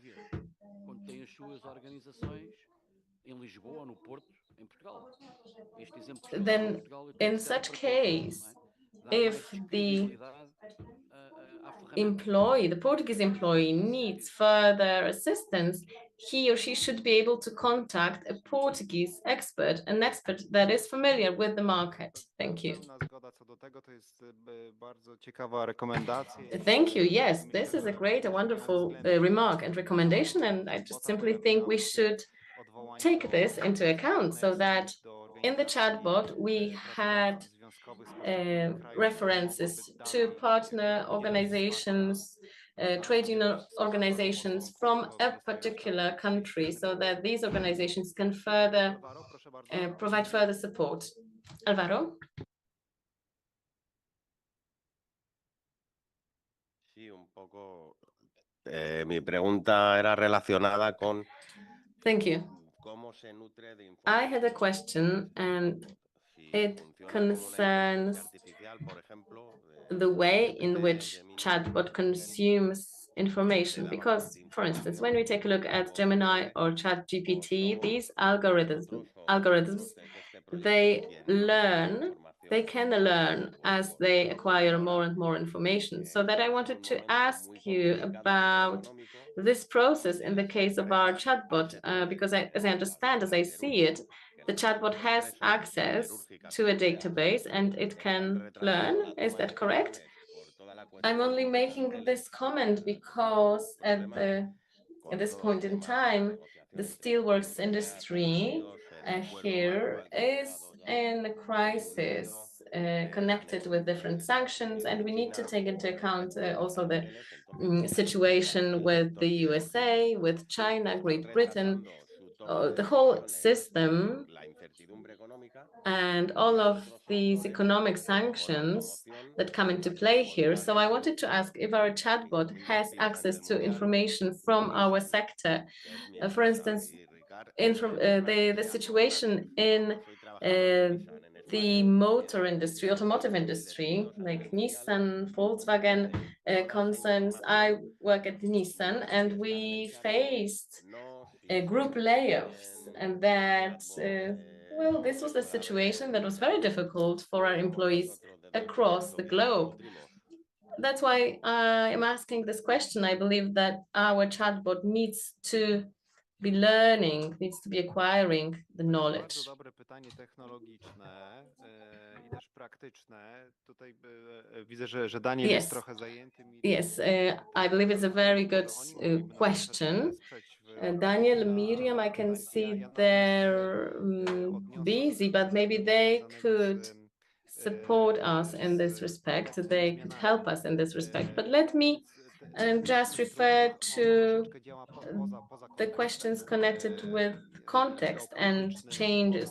Our instrument, our tool operates a little bit outside of the context of the whole geopolitical economic situation, because it is concentrated on the mechanisms of the information and consultation processes, and these are constant, unless, of course, the law changes. But the chatbot refers to a given status quo, legal status quo, regardless of the geopolitical economic context. So you can always ask a question about the information consultation process, about the best practices in this respect. But when it comes to everything that is related to power, to influence, geopolitical situation, economic situation, unfortunately, you won't find the answers to those questions in the chatbot. It's just not serving this purpose. Trade union law, employee law, labor laws are exactly the same, regardless of the industry, regardless of the economic situation. So that's one thing. Another thing is whether these regulations are observed, whether no regulations are being violated. But the rules, the regulations, everything that is in the chatbot input, this doesn't change unless the law changes. Chciałem zadać pytanie Danielowi. Daniel, may I ask you a question related to the chatbot? There is a question about the the contents of the algorithm. I'm not sure whether you are able to answer this question, but how this algorithm is able to learn itself based on new information, based on the new context. Is this instrument that we produced, elaborated under this project, is able to improve the contents and the answers itself?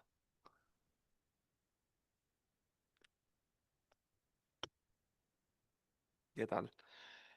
Buenas tardes. Bueno, en principio la información que se introdujo al chatbot es la que tiene la information which is fed into the chatbot. So this is what the experts have developed.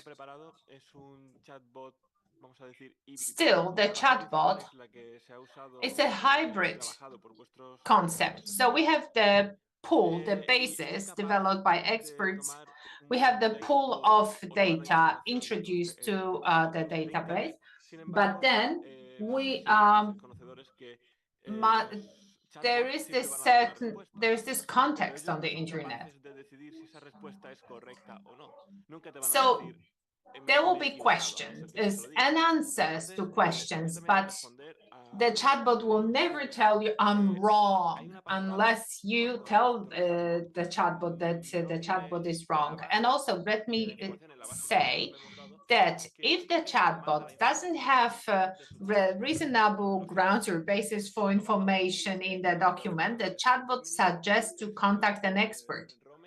And then we have our experts, Dominik, Roman Jagodziński, and another expert. I apologize, but I don't remember his name now.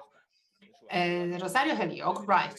So if the chatbot is unable to find the answer in the database, the chatbot refers users, askers to experts. But the concept of this collaboration is such that it's based on the information in the pool of information. This chatbot may also do the internet search for information, but in case of any uncertainty, the chat would always refer you to an expert.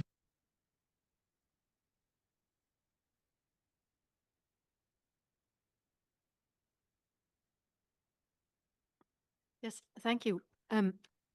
It's congratulations, first of all. If this is the first one within the European Union, this is a huge success for the Mentor project. So that's really interesting, and congratulations. I was wondering if it's indeed a good idea, I think, if there is going to be a human interaction as well, so the chatbot can give information, that it would be somebody from the country where the person is coming from, because the context in different countries is different.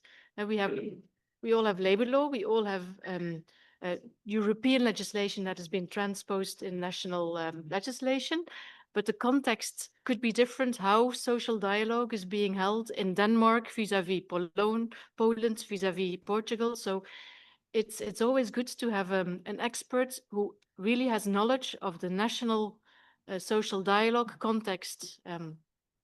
So that was just a remark. Thank you.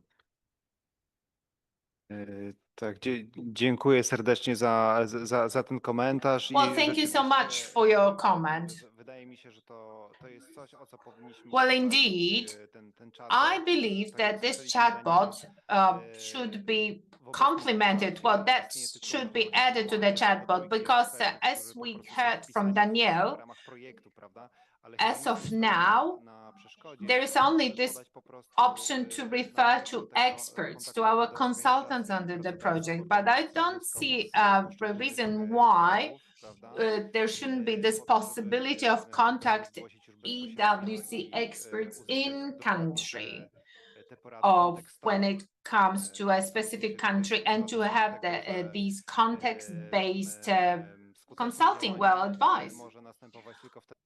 I can only agree with that concept that we need to complement that knowledge about the system, the mechanisms, etc., with that whatever happens in our organization. Holdar, there you go. Obrigado. Eu tenho estado a testar a ferramenta. Great, thank you. Well, actually, I've given it a try. I mean, the chatbot.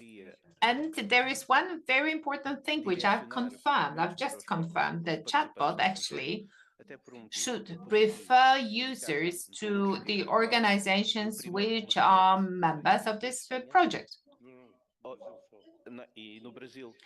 And let me explain the reason for it. I've checked it. I assumed for the purpose of this chatbot that I worked for the metallurgic sector, and this chatbot refers me to at EWC in Spain and in Brazil. I'm not referred to a specific labor union in Spain. So actually, my understanding is as follows. I'm asking a question. I would like to be referred to a specific trade unions, because when I'm asking about the trade union that could really help me, I'm being referred to trade unions, to a trade union from Brazil. That's what my colleague is prompting me. So it's about it's about who should the users contact. So, for example, a Polish worker seeking a support from trade union should be referred to a specific trade union from Poland. And here I see that once we have this Portuguese workers looking for support, then we have references to trade unions in Brazil or Spain or etc. So we need to analyze the operation of the algorithm and the referrals of users. So let's say I'm a worker. I do not get a specific answer, targeted answer from the chatbot. I need to have that very clear information whom I can contact. Otherwise, I will not get what I come from. So I need to know the organization in my country that I should be contacting. Thank you. I rzeczywiście o tym zagadnieniu nie pomyśleliśmy i w związku z tym We didn't think about it. kontakty do organizacji związkowych, organizacji pracodawców nie znalazły się w naszym And we didn't add any contact details and any contacts to trade union organizations in specific countries. So as Daniel was saying, if we do not have such specific answers in the material, chatbot does an internet search. And that's how we get all these imprecise answers or undesirable answers. So I agree with what you've said and to what our Belgian colleague said. I believe that that should be added to the pool. Well, we should have organizations from our partnerships, if not more, added to the pool of data in the chat. And they should be found, or they should come as at the top of search results. Well, it's still something that we need to work on. And this is why we need to try and search for financing for yet another project that would finance work of IT people and experts to improve this tool so it operates very well, that it's popular and broadly used. Thank you. And if we have more such suggestions or recommendations, please share them with us. We very much appreciate your feedback. We'll do our best to take that into account, and we'll be including that in our next grant applications. Well, our chairman, who is chairing the meeting, he believes that we deserve coffee and a break after this exhausting session. So it's 12:13 right now. So our coffee break has been scheduled for 30 minutes. So let us be back here at 1:45. Thank you. 12:45. I'll see you there.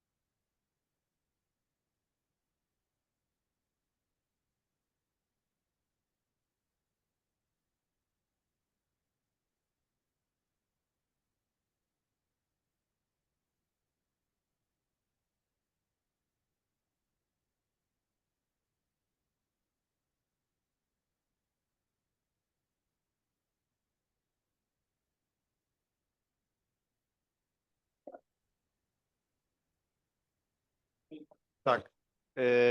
Zachęcam wszystkich uczestników, żeby siadali już do stołu. Well, ladies and gentlemen, it's time to take your seats. Tak, bo tutaj już jest Everyone. czas, mamy intensywny program. Well, it's high time.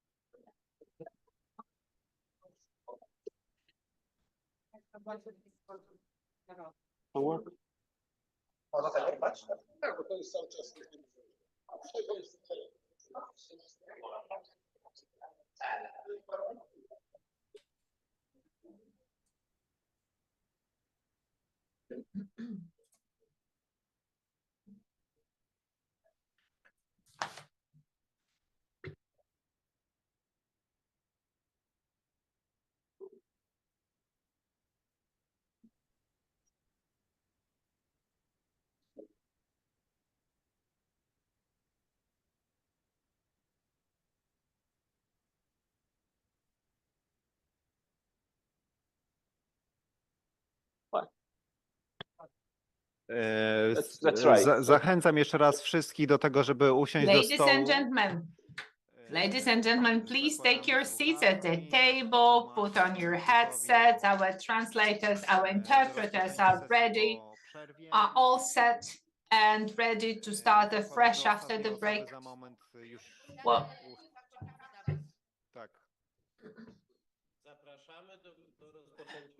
ladies and gentlemen, we starting now a session where we reconvening after the break.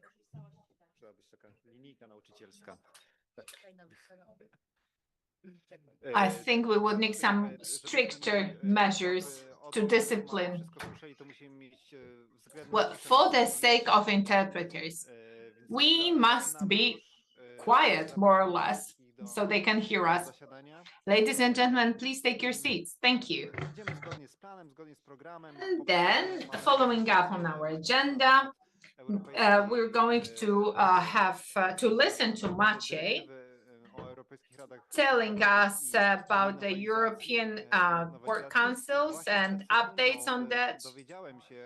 A moment ago, actually, I've learned from my colleague that under this tripartite dialogue, we have an agreement as about the update. So it's actually like a last-minute update.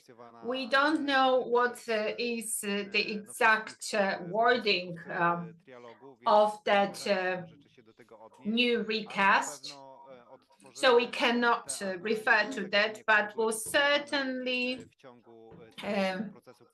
go back to these arguments and refer to them. Well, the process took 1.5 years.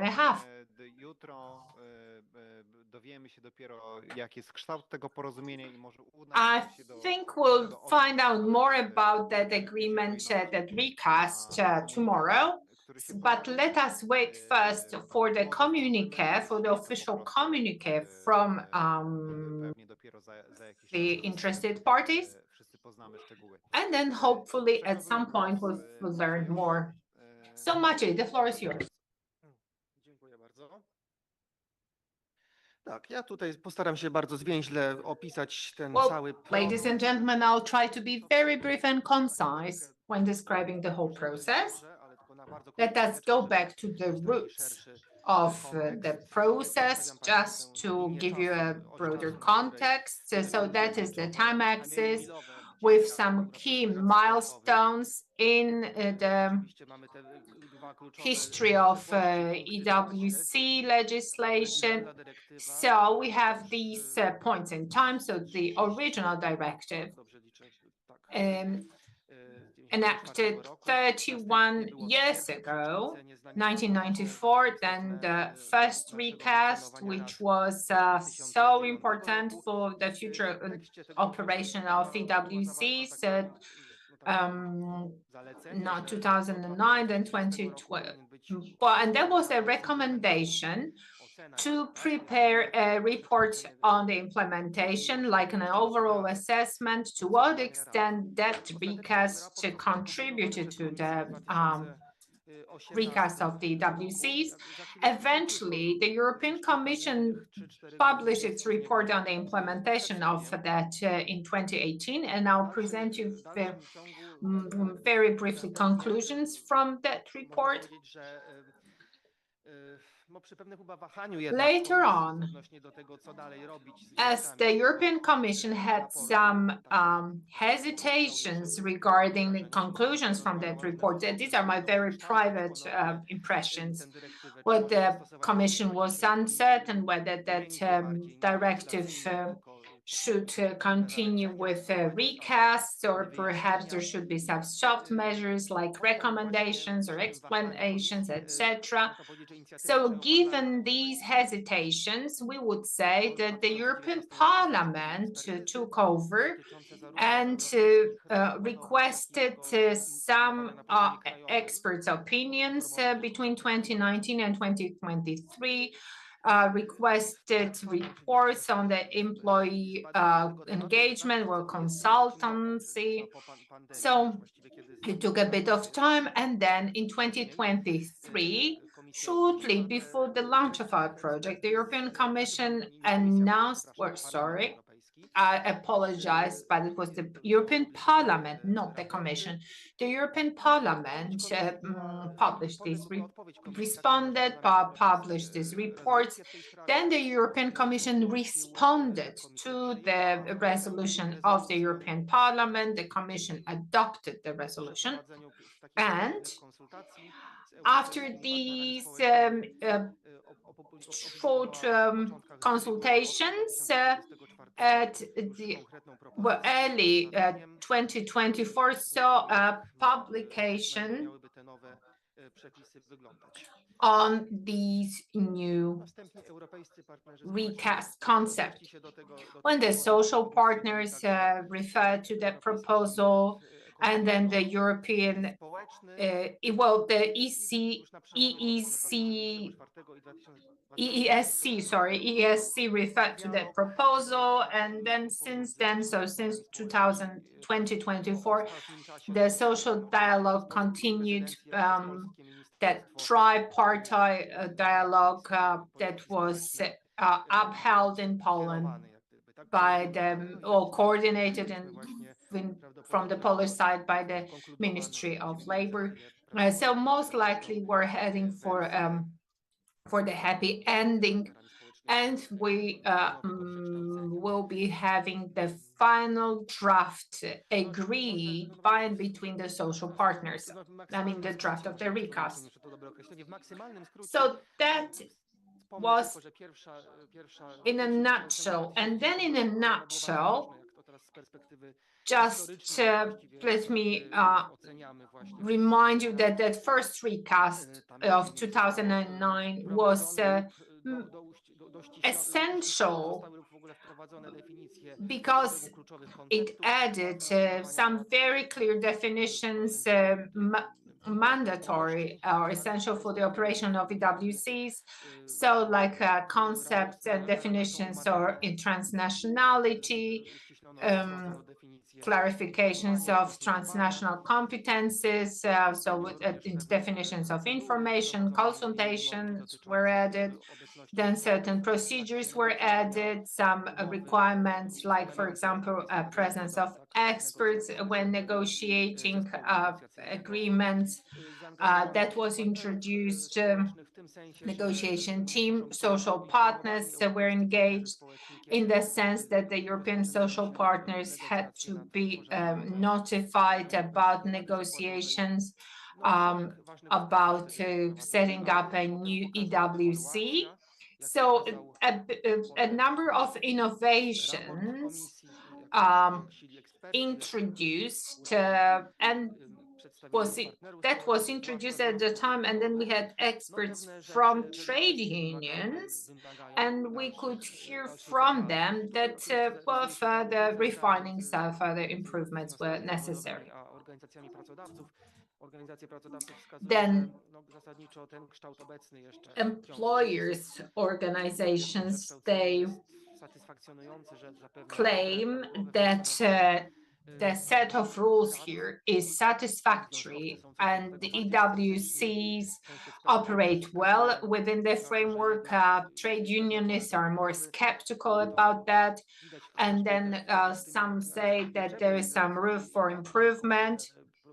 For example, when we look at the setup of EWCs, the number of their members,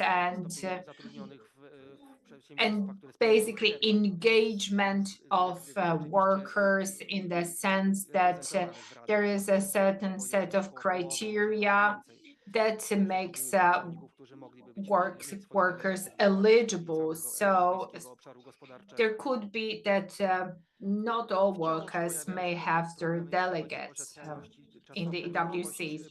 And then, of course, there are still some issues, some claims that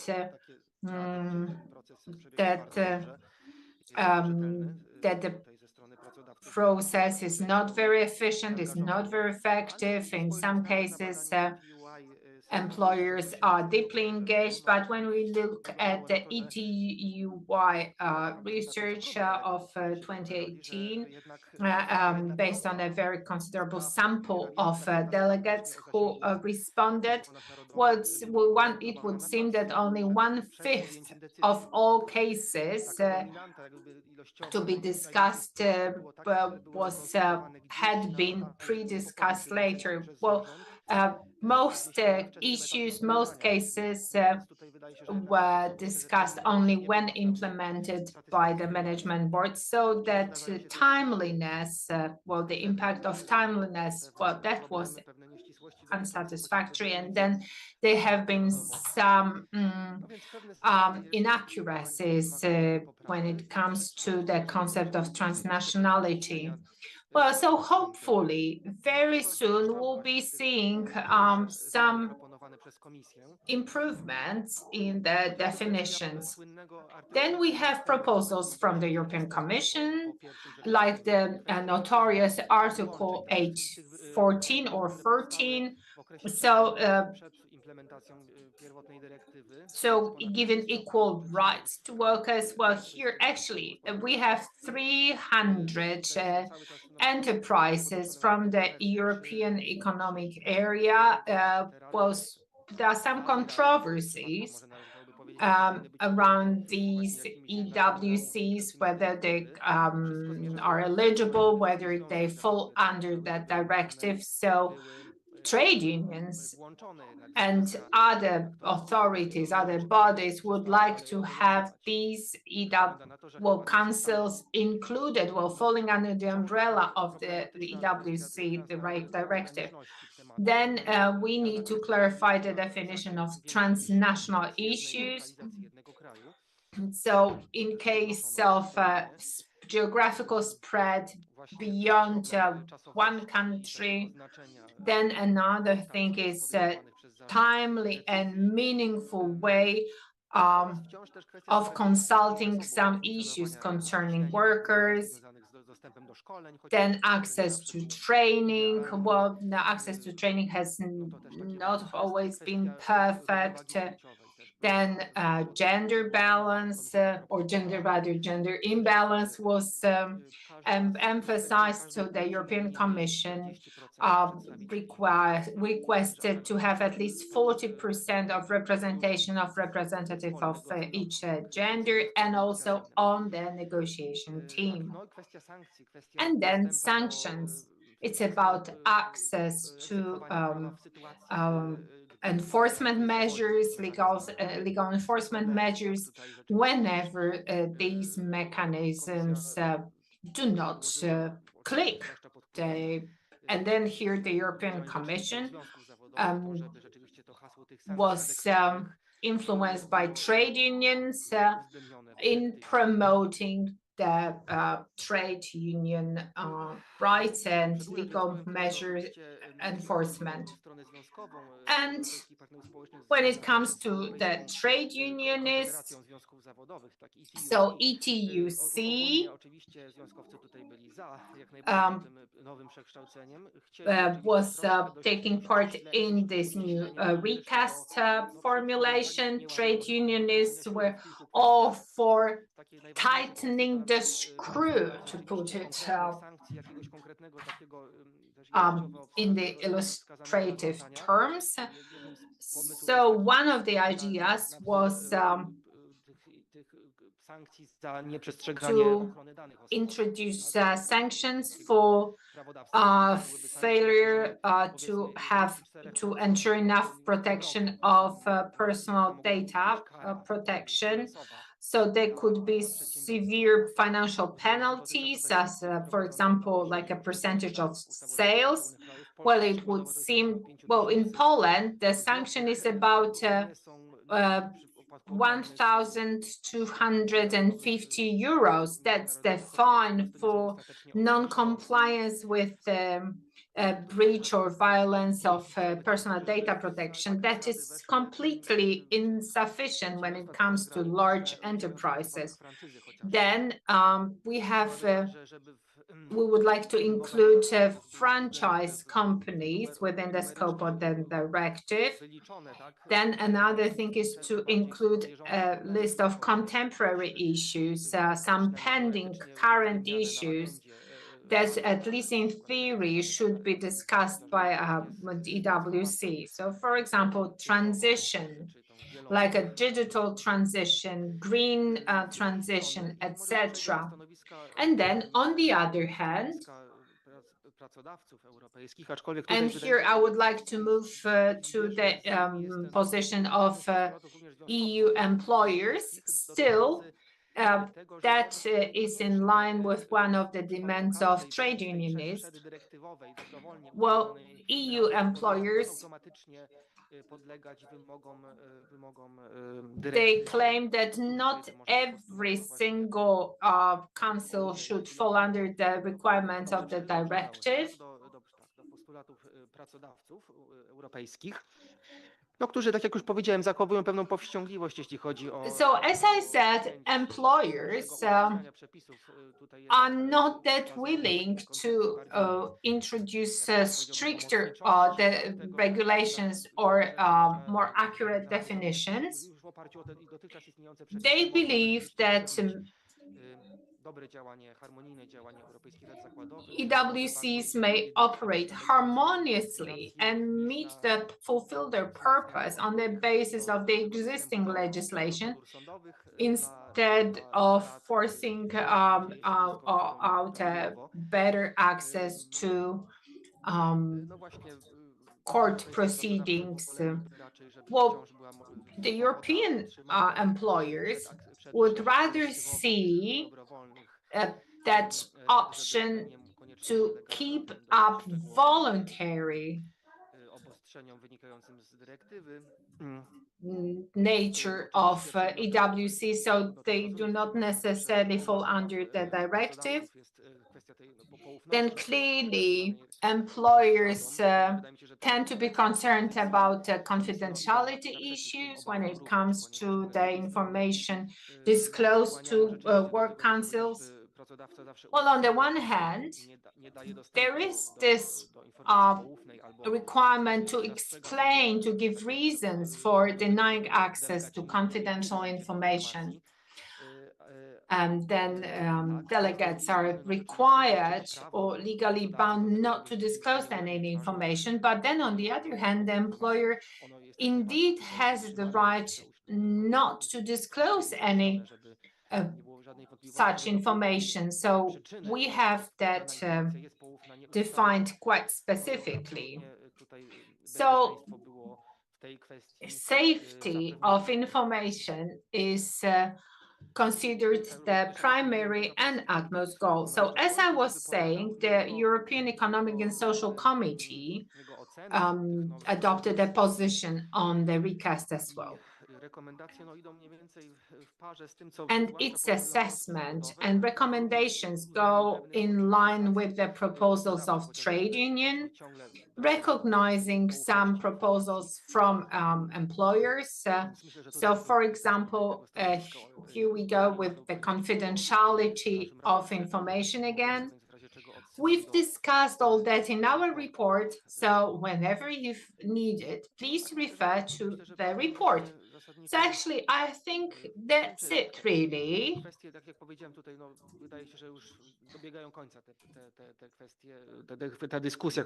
It would seem that the current debate is coming to an end, and hopefully very soon we'll reach a happy ending and a new recast that we should be seeing this year. Well, companies will have 2 years of the transition. Thank you so much. And let me know if you have any questions or comments, and I'll be happy to reply. Thank you. Please ask any questions or make any comments you'd like.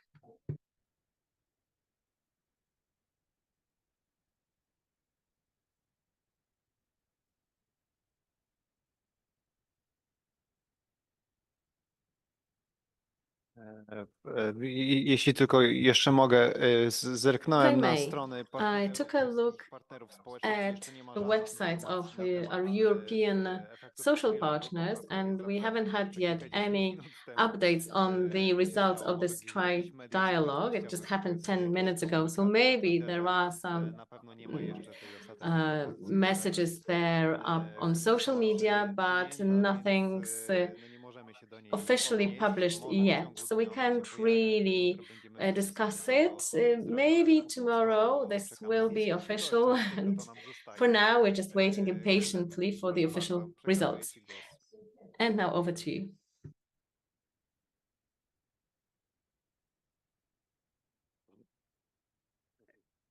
Obrigado. É só comentário relativamente. Thank you.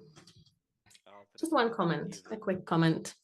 I'd like to talk about the recast of the binding directive. As Maciek said, Essa postura, como em qualquer situação no mundo do trabalho, quando há alterações. What has been said about the good position of the employer, in my opinion, that is unacceptable.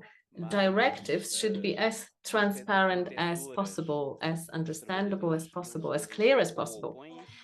And all directives should, I believe, protect the employees.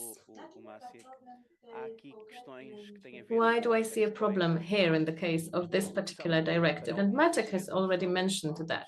We see the penalties, the fees here, the penalties that should be paid by some of the companies. For those companies, this is just a drop in the ocean, and this won't affect them in any way. And that's why I believe the companies feel that they don't really need to be bothered by the question of penalties and sanctions. That's why I think they're afraid of this new recast of the directive. Well, yes, of course, that's one of the problems. I have mentioned that is true during my presentation. We don't yet know what's the final shape of the new recast, because these sanctions that will amount to a given percentage of the turnover, well, this is something that we don't know yet, if this will be included in the new recast of the directive, because the European Commission hasn't yet presented the full details of these provisions. Maybe this will be included, maybe not. I believe that we will learn about this really soon. I think that all in all, the law is changing in the right direction. I think that everyone that is doing business in accordance with all binding legal regulations won't be affected by these sanctions. So we'll see. We will see what the new recast looks like exactly. There's also the possibility to withhold the decision if there wasn't, if a fair consultation process hasn't been conducted. So this also is something that might be included in the final new recast of the directive. And the directive requires all member states to present to the European Commission information on the legal judiciary paths that are part of the whole process. So I believe this is a step in the right direction. We'll see if it will be translated into positive outcomes for all of us. There will be perhaps another recast in 10 years' time, but I hope not. I hope that this new recast will be a measure that's sufficient to seal all the legal gaps and any provisions that we feel are still missing. And I would like to see the EWCs functioning well. Anyone else? Would you like to comment? Would you like to ask about anything? I have a question about the changes, the new recast. Does it take into account the situation in which a corporation, a company, violates the law? Can it withhold the decisions that were made, but without a fair consultation process? Well, we don't know yet, but there was such proposal and many were in favor to withhold the decisions if there were some irregularities in the consultation process, because this is, I believe, a step forward. There is this provision in the civil code saying that something that was introduced, implemented without a legal basis, the right legal basis, can't be put into force. So this would be a meaningful step and a step forward. Yes, thank you for this comment. We'll see how it all ends. Bardzo prosimy. Yes, please. Yes, thank you. I'm as curious as everybody else about what is going to be in the final text, but I must agree to disagree on what you just said. If at the end of the day, companies and large companies, small companies as well, large companies, what we want is social dialogue, is a good dialogue established at the company level where you have really the company specificities that can be different from one company to the other, and they are different because every company is different. I really hope that if most of our companies do follow the rules and do want a meaningful social dialogue, we really are in favor of having a dialogue. And if there is any problem, if there is anything that needs to be solved or resolved, through dialogue and mediation is the way that we think is the way forward. So I think going to court, or our position is at least going to court should always be a last resort. And I hazard to guess, I'm a legal expert with regards to the possibility of a directive being able to change a legal system in a country, because the judiciary system and how the labor courts and all the courts in a country work is the competence of a member state. So I'm curious to see how that would be dealt with in the new directive or the amendments that have been reached, because it's difficult for a European institution to say, you in your country, you must change your judiciary system. And if you have, for instance, in certain member states, I'm going to talk about this tomorrow, but maybe tomorrow it's not needed anymore. So I'll say it now. In certain member states, they do have a really tradition about social partners being very much involved in mostly the Nordic countries, in solving problems. and in mediation. Also in Belgium, we have, if there is a problem, we have within the Ministry of Labour a dedicated department that together with the social partners tries to find a solution. And that is being held in high regard in Belgium by both trade unions and the employers. It's really a good system. If that would be undermined by a directive, I'm not sure how what the reactions would be in many countries.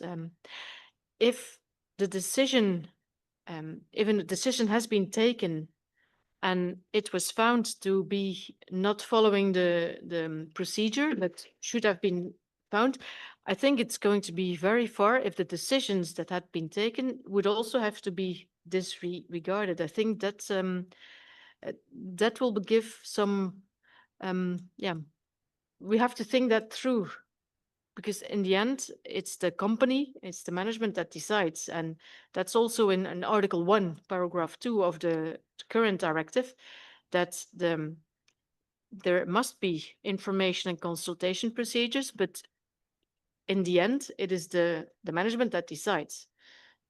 So it will be interesting to see what the final texts will say and how they will be implemented in the various countries.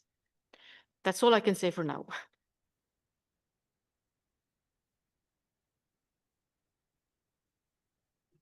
Thank you very much for that opinion, for sharing your opinion. Once again, we see that we see differently on certain matters when it comes to our part of Europe. There's a lot of representatives from Poland here and also from Western Europe, and sometimes we count on that certain European solutions will push us towards a better social dialogue, because sometimes it's quite poor. In Western Europe or in the Nordic countries, sometimes your solutions are better, I might say. As you mentioned, in the Nordic countries, those countries don't really want to introduce any new EU-level solutions because you have your good practices. That's where our two varying perspectives come from, I believe. One more thing. I wanted to add on to what has already been said earlier on by my colleagues from Spain. It is very interesting as far as the new recast of the directive is concerned. What is interesting is the transnationality of EWCs, because it seems that certain decisions might influence employees in one country and not necessarily employees in other country, but sometimes certain effects of a decision might influence employees in another country too. So that's a very important thing, I believe. So this transnational question, the question of transnationality, making it possible for EWCs to take up some topics that they earlier couldn't deal with. That's all from me now. Thank you. Maciek, can you give me the floor for just one moment? I would gladly refer to what you've said. And I wanted to stress, to highlight what has been said by my colleague from Belgium, and I have to agree. It's important for us to bear in mind that EWCs are an instrument of social dialogue, and this should be the essence of their functioning, their operation. What is key is to create the culture of social dialogue based on trust and social partnership. And this is basically the aim and the essence of the existence of EWCs. What is very important here is that both parties should take up the same role, should sit at one table and consult and discuss various issues.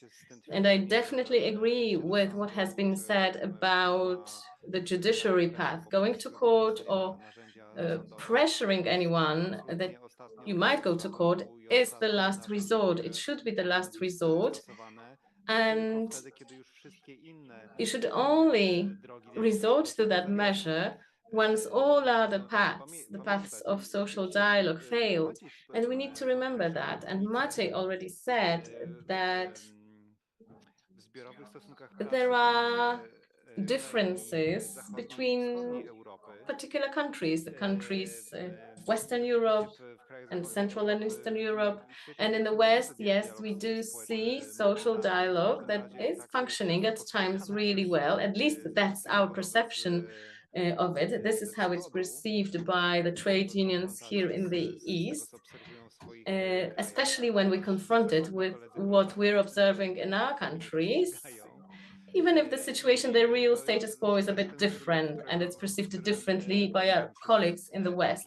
But this is the direction we should go towards. We should be able to deal with various issues through dialogue, even if it is difficult, even if it takes up a lot of time. This is the way to resolve conflicts. And this is the main idea, I believe, that should guide us when preparing the new recast of the EWC directive. Hopefully, this is what happened. This was the case in the process. And when it comes to the efficiency of the regulations, the legal regulations, I believe we should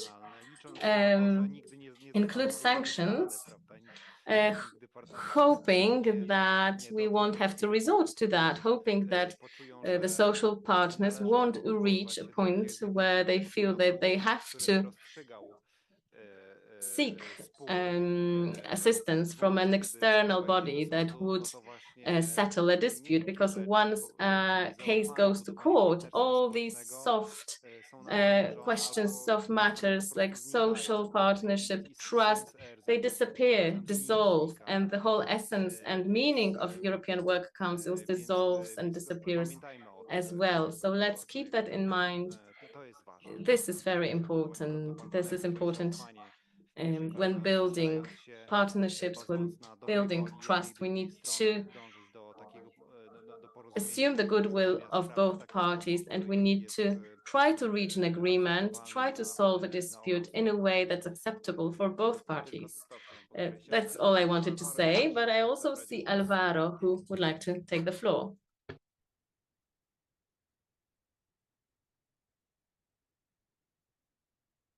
Bien, respecto a la directiva, pues tenemos el problema. Thank you. When it comes to the directive, I feel we're faced with the same problem as always in the European Union. The decisions are made really slowly, and all measures are introduced really slowly as well. And the situation now has become more complicated than it used to be a couple of years ago due to the complexity of the European Parliament. We have the right that is very strong in the European Parliament, and after the last elections, this became one of the reasons, the sources for the process being so slow. And again, there's this problem when 2 years pass, 3 years have to pass until the national legislation is updated.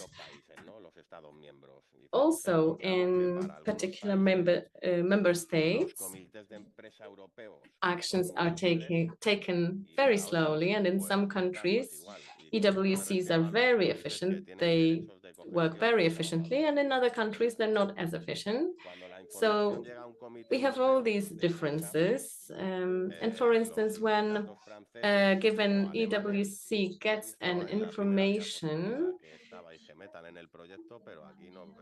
like in the case of French or German trade unions, that's something I saw in the first slide. We had all those trade union organizations, like FICA Metal.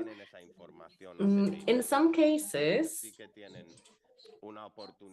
like German trade unions have certain pieces of information much earlier, and they have the information that's needed for them to prepare for the restructuring process in the company. So sometimes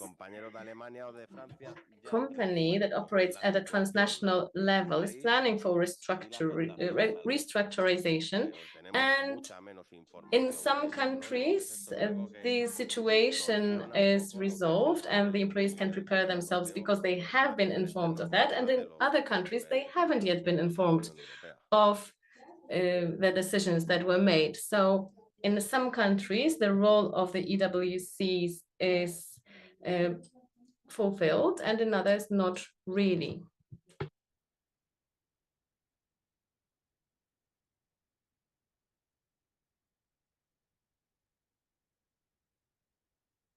Dobrze. Jeśli nie widzę All right, thank you. I can't see any more comments. And yes, I have to admit that we are operating a little bit in the dark because we don't yet know the details of the final decisions, and our discussion is becoming a ritual discussion. We're repeating what has already been said up until now, and we can't really refer to what has changed just now. So let's maybe put that on hold, and we will go back to it once we have the full picture. So let me now suggest to move on to another item of the agenda that was planned for after lunch. Just like I said at the beginning, maybe we can move it and discuss it now. Maybe we can move on with the discussion, and then we'll see what else we can proceed in the afternoon. So by way of introduction, let me initiate the discussion. We don't have any presentation at this point for this item on the agenda, but let me just remind you that twin transition, this is something that is of the essence when it comes to the whole project. And it is an essential part, it has been an essential part when it comes to the training materials in the mentorship program. This is the program that has been prepared by our partner from Slovakia, an employer organization. And we also know from other sources, from literature that's available, that all questions connected to digitization, decarbonization, the implementation of the European Green Deal has so far been included to a limited extent in the discussions conducted by European work councils. At least that's the information that we got. And when it comes to those issues being raised in collective bargaining processes in particular countries, what I heard is that neither digitization nor decarbonization are frequent topics of collective bargaining processes. So it seems to me that these conclusions overlap, and of course these topics crop up from time to time here and there, but it's still work in progress. So still decarbonization and digitization are not the most pressing topics when we talk about collective bargaining, negotiating collective agreements.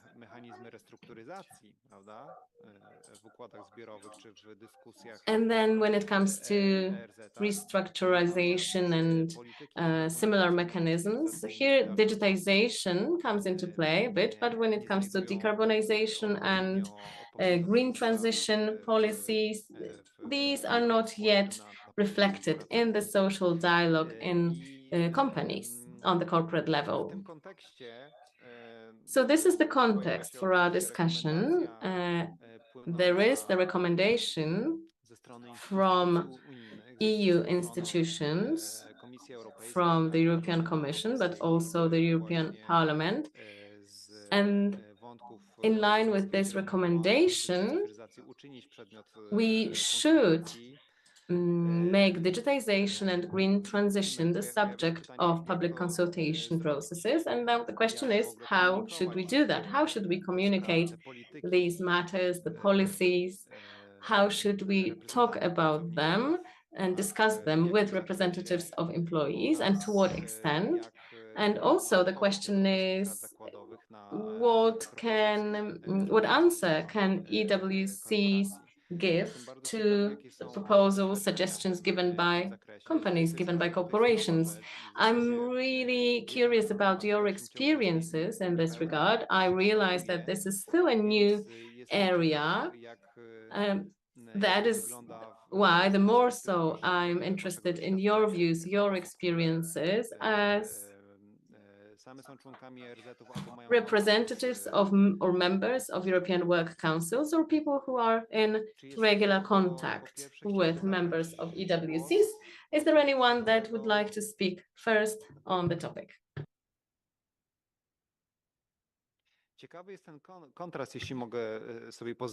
If I also may add a comment here, it's an interesting thing to see this contrast. That's the way I see it.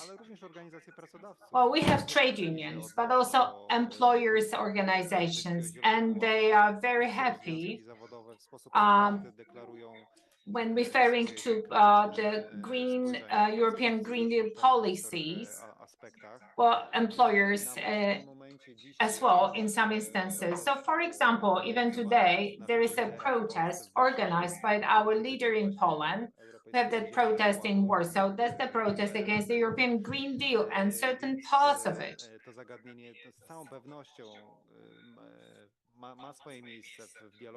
So this issue certainly occupies a prominent position on the agenda of our stakeholders and actors. But on the other hand, I see a certain inappropriateness of what is happening in the public debate and the dialogue in the EWC. Well, let me speak from my position of as a leader, well, the chairperson of the trade union of wall bearings production plant. We consume a lot of energy. We're a high consumer of energy, as is the entire steelworks company. Well, the Green Deal, it's nothing but energy. Let's be very clear on that. We're in Europe, and now, if we follow the dictatorship of the Green Deal, I can tell you, using the example of my company, companies lose liquidity. And that is because the first operations, which are based on the energy, well, they're shut off.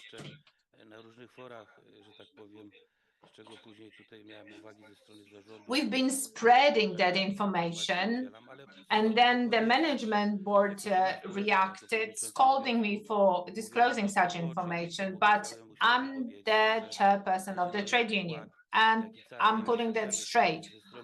The Green Deal and the entire European industry here will be taken over by third world countries.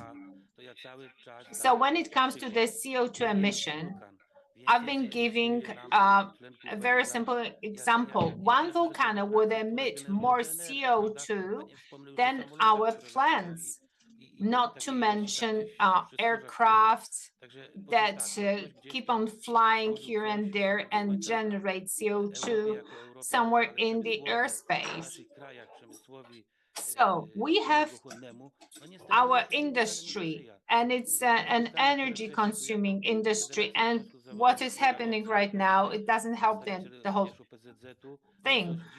We have now a big protest today in Warsaw, and it is nothing but what we've created as a federation of trade unions with the support with the Poland White Union of Trade Unions. We simply cannot shut down everything. We cannot shut down in the industry, steelworks and power plants, and then third world countries such as China and similar, they will take over.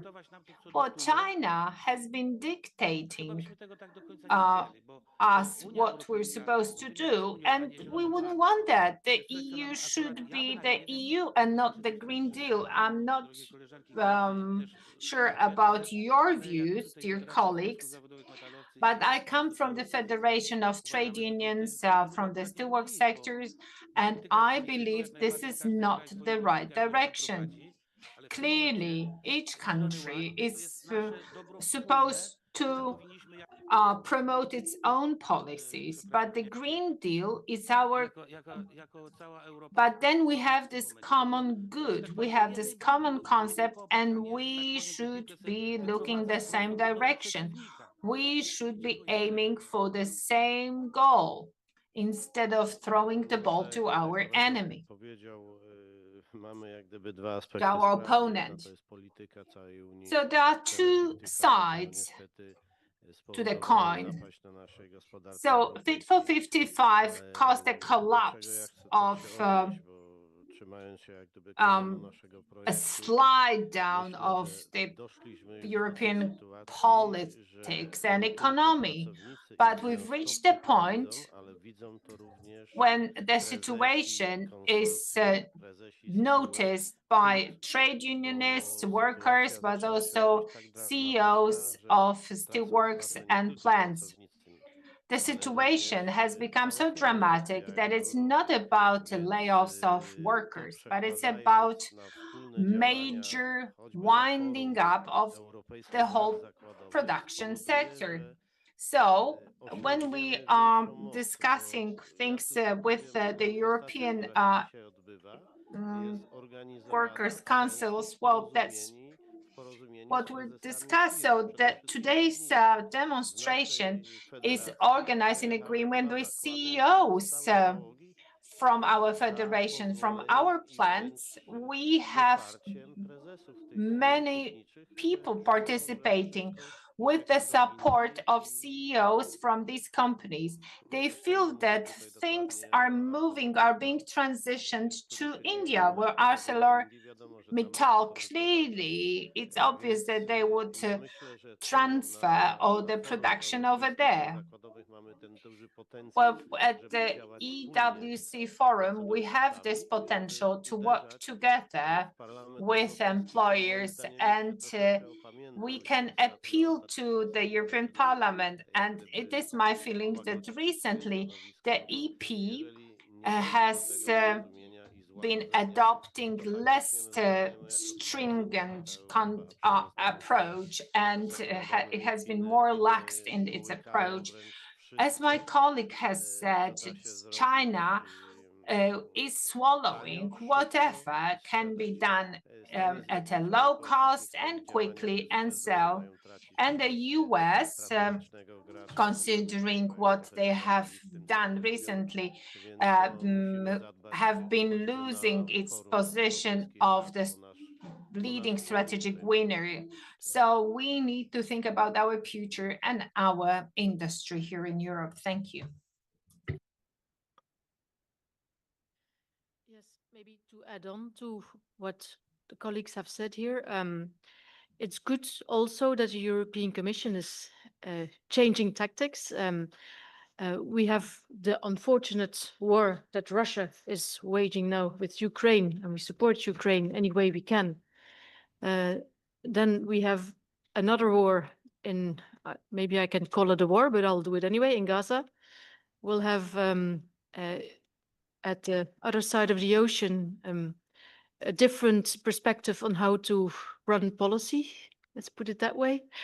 There are so many insecurities, and I'm really glad, and as employers and trade unions, we are really glad that Europe has come.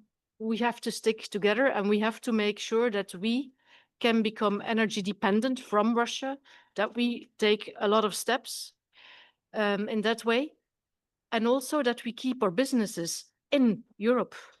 We are in Europe, we have a AAA when it comes to the social policy, because if you compare how the labor law and our social security systems are in Europe, in our countries, if you compare it to the United States or to North America or to South America or to Asia or to Africa, we are the best there is. We have the highest standards and we are proud of it. We want to keep it that way.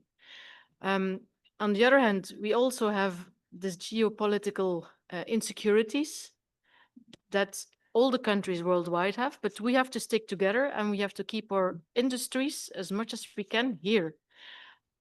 Tomorrow, there will be a competitiveness council. So all the ministers of our countries will come together in Brussels and they will be talking about how can we keep the competitiveness better of our companies. Because if we want to have good jobs, if we want to have jobs, we need the companies to give the jobs. And the companies will need to be competitive to China, to India, to the US.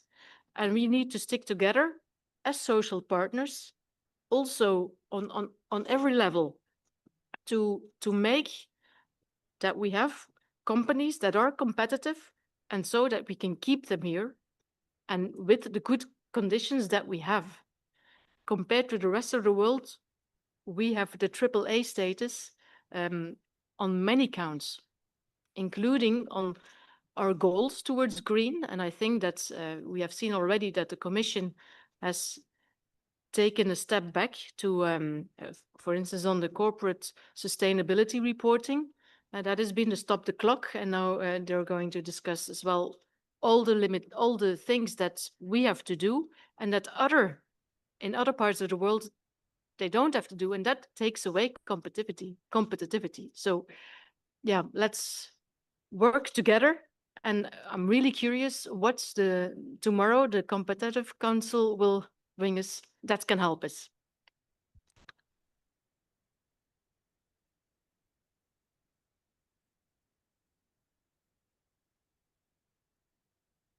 Thank you, Dominique.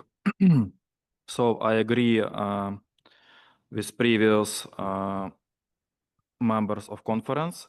So in the world of green transition, of twin transition, I think trade union and employers should be partners. If we look in situation in Ukraine, so the most part of energy is destroyed. And so many companies make green transition. They find new possibilities to work. But green transition requires investment.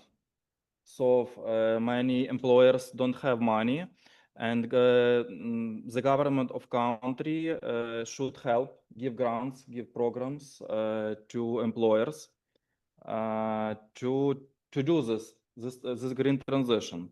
And this is the case. If a government give money for employers, trade union and employers should communicate together to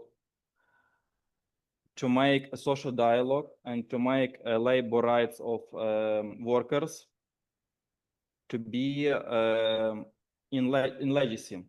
So in my opinion, green transition and digitalization, automatization is a start of potential conflict with employer and worker.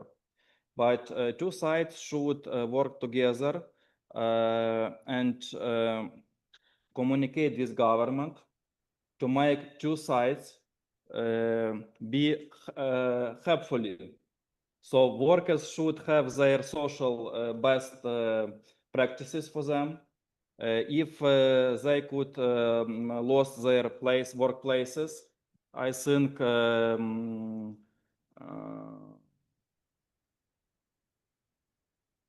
reskilling of them, information of them, and the safety of their salary should be in the first place.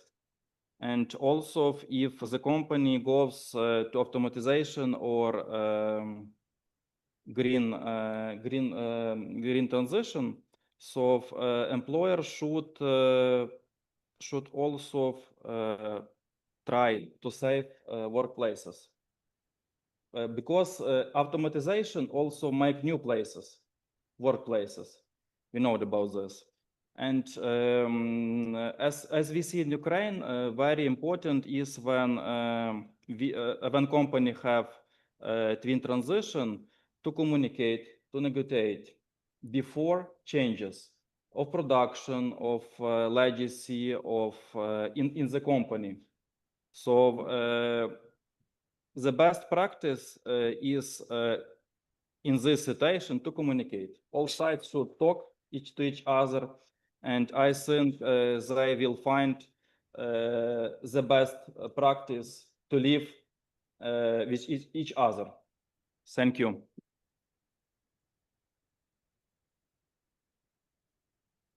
Dziękuję bardzo za tę wypowiedź. Thank you Kto so jeszcze much for your contribution. swoimi doświadczeniami? Anyone willing to share their experiences? Thank you. Então, eu primeiro quero pedir desculpa a todos que eu tive que sair para tratar de assunto urgente. First of all, problema laboral. I must apologize to all of you. I had to leave for a moment because I had a very urgent matter to deal with, and that was concerning my employer. Unfortunately, I wasn't here to listen to all presentations and contributions, so I listened to our colleague from Ukraine, and the other one, the one before him. So I have another thing to say. In the EU, I see a very serious concern, which is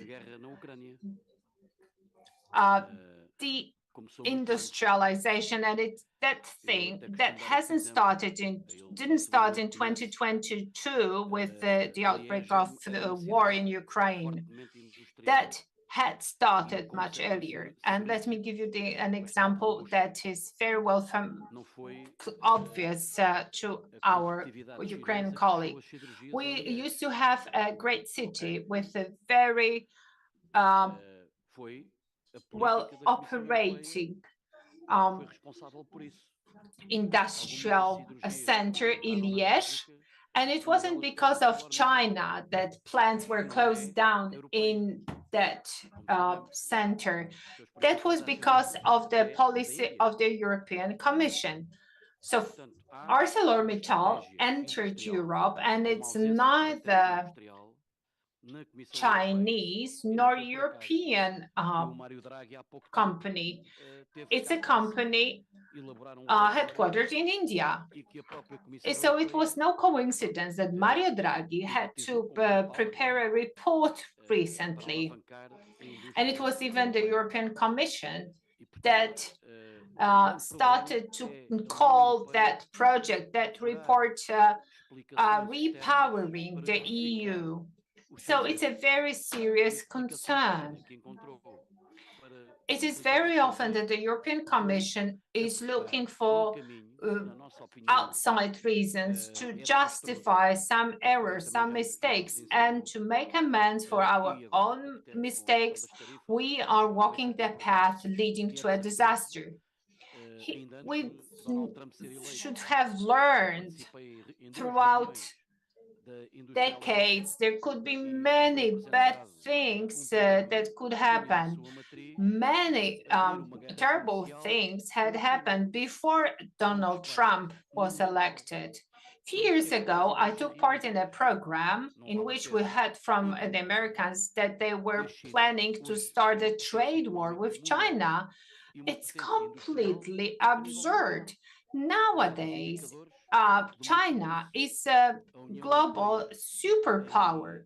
We can read the numbers, and we know that. And it was about 15 years ago, the EU that cut down on the R&D investment by about 16%, while China, about the same time, increased the funding into R&D by 17%. So in my opinion, any actions, any moves that would lead us away from this multicultural and multipolarity, well, that's wrong. We would like to have peace as soon as possible. The world doesn't need any wars. On the contrary, war is the opposite of development and growth. Let's be very clear about it. We cannot ignore the reality. The world needs peace. Let's stop all the armed conflicts. I think we've had enough wars because these are the poorest and who lose with that, and the economy that loses.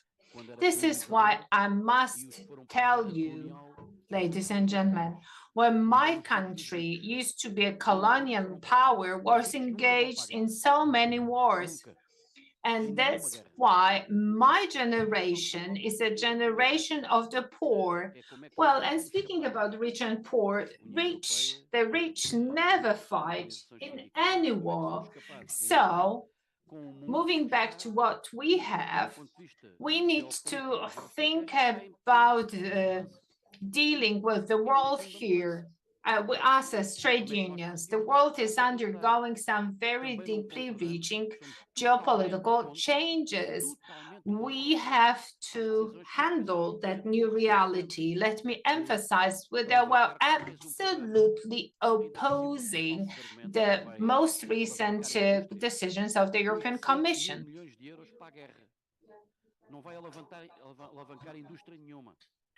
So some very funny arguments were used to support the program of increasing the military power of Europe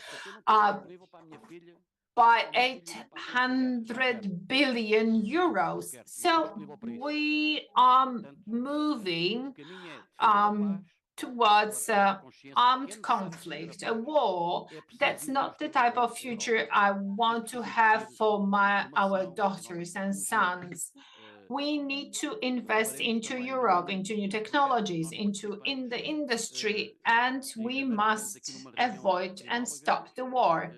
Another thing about another project that we're in, we met in January here in Malaga. I spoke here about the Green Deal, about the green transition. Well, it seems that the European Commission no longer considers this green transition its priority. As it happens, we have Portugal and Spain, and these two countries suffered very much from the transition. Both Portugal and Spain, they were to go for the renewable energy production. And now in Spain, in particular in the south, we are witnessing destruction of farming land, and we can see some environmental crimes too. So we believe in green transition. We believe in everything which is good and support us in reducing the carbon footprint. We are very much for it, but it cannot be effected through destruction of the environment and jobs. On top of that, we have countries like Poland, whose economy is based on coal, and countries like Poland cannot be forced to close down or to shut down its mines overnight. sole decision makers, perhaps. Well, let me encourage them to travel across Europe and go and work in some companies and think about feeding your family. So, for example, in Portugal, we closed down 2 coal-powered power plants, and we had this huge blackout. I think you heard about the blackout that happened not so long ago. And the reason for the blackout was the imbalance between the consumption and power generation. 90% of energy sources, these are renewable energy sources. And in this case, it's simply impossible to ensure security of the grid. We cannot base our security on PV hubs, and we must combine different energy sources, so be it nuclear energy and other energy from other sources, in order to restore the capacity of the grid. Or perhaps what I'm saying here is not in line with what other colleagues were saying, but I thought that it would be pointless to be here, sit with you at the table, and not to share our own opinions. So I wanted to share our deepest concerns with you, and thank you very much for understanding that. Thank you. Clearly, we heard about the blackout that the Iberian Peninsula suffered from, and obviously that disaster left us with so many question marks, which are quite relevant when it comes to the European Green Deal. So we should have some very serious answer to this question about the stabilizing components of the energy sector that would simply complement the RES culture. So the nuclear power plants, well, that could come as a solution, although we know that Spain no longer has that similarly, and like Germany. And the question is whether that was the right step, the step in the right direction. I keep this sentence, this question hanging in the air. We just have 1 minute left before lunch, but I have another question. And my question is about, well, potentially, are there any other contributions, any questions from the floor? If not, if there aren't any other comments and questions, let me make one. I would like to share one thing with you, ladies and gentlemen, and these are the conclusions and experiences that come from other projects that we as the Institute of Public Affairs are participating in. And it seems to us that a critical standpoint in relation to the European Green Deal is dominant now. We won't be referring to the digital transition. Let me concentrate on the European Green Deal. And this criticism comes from both trade union organizations and employer organizations.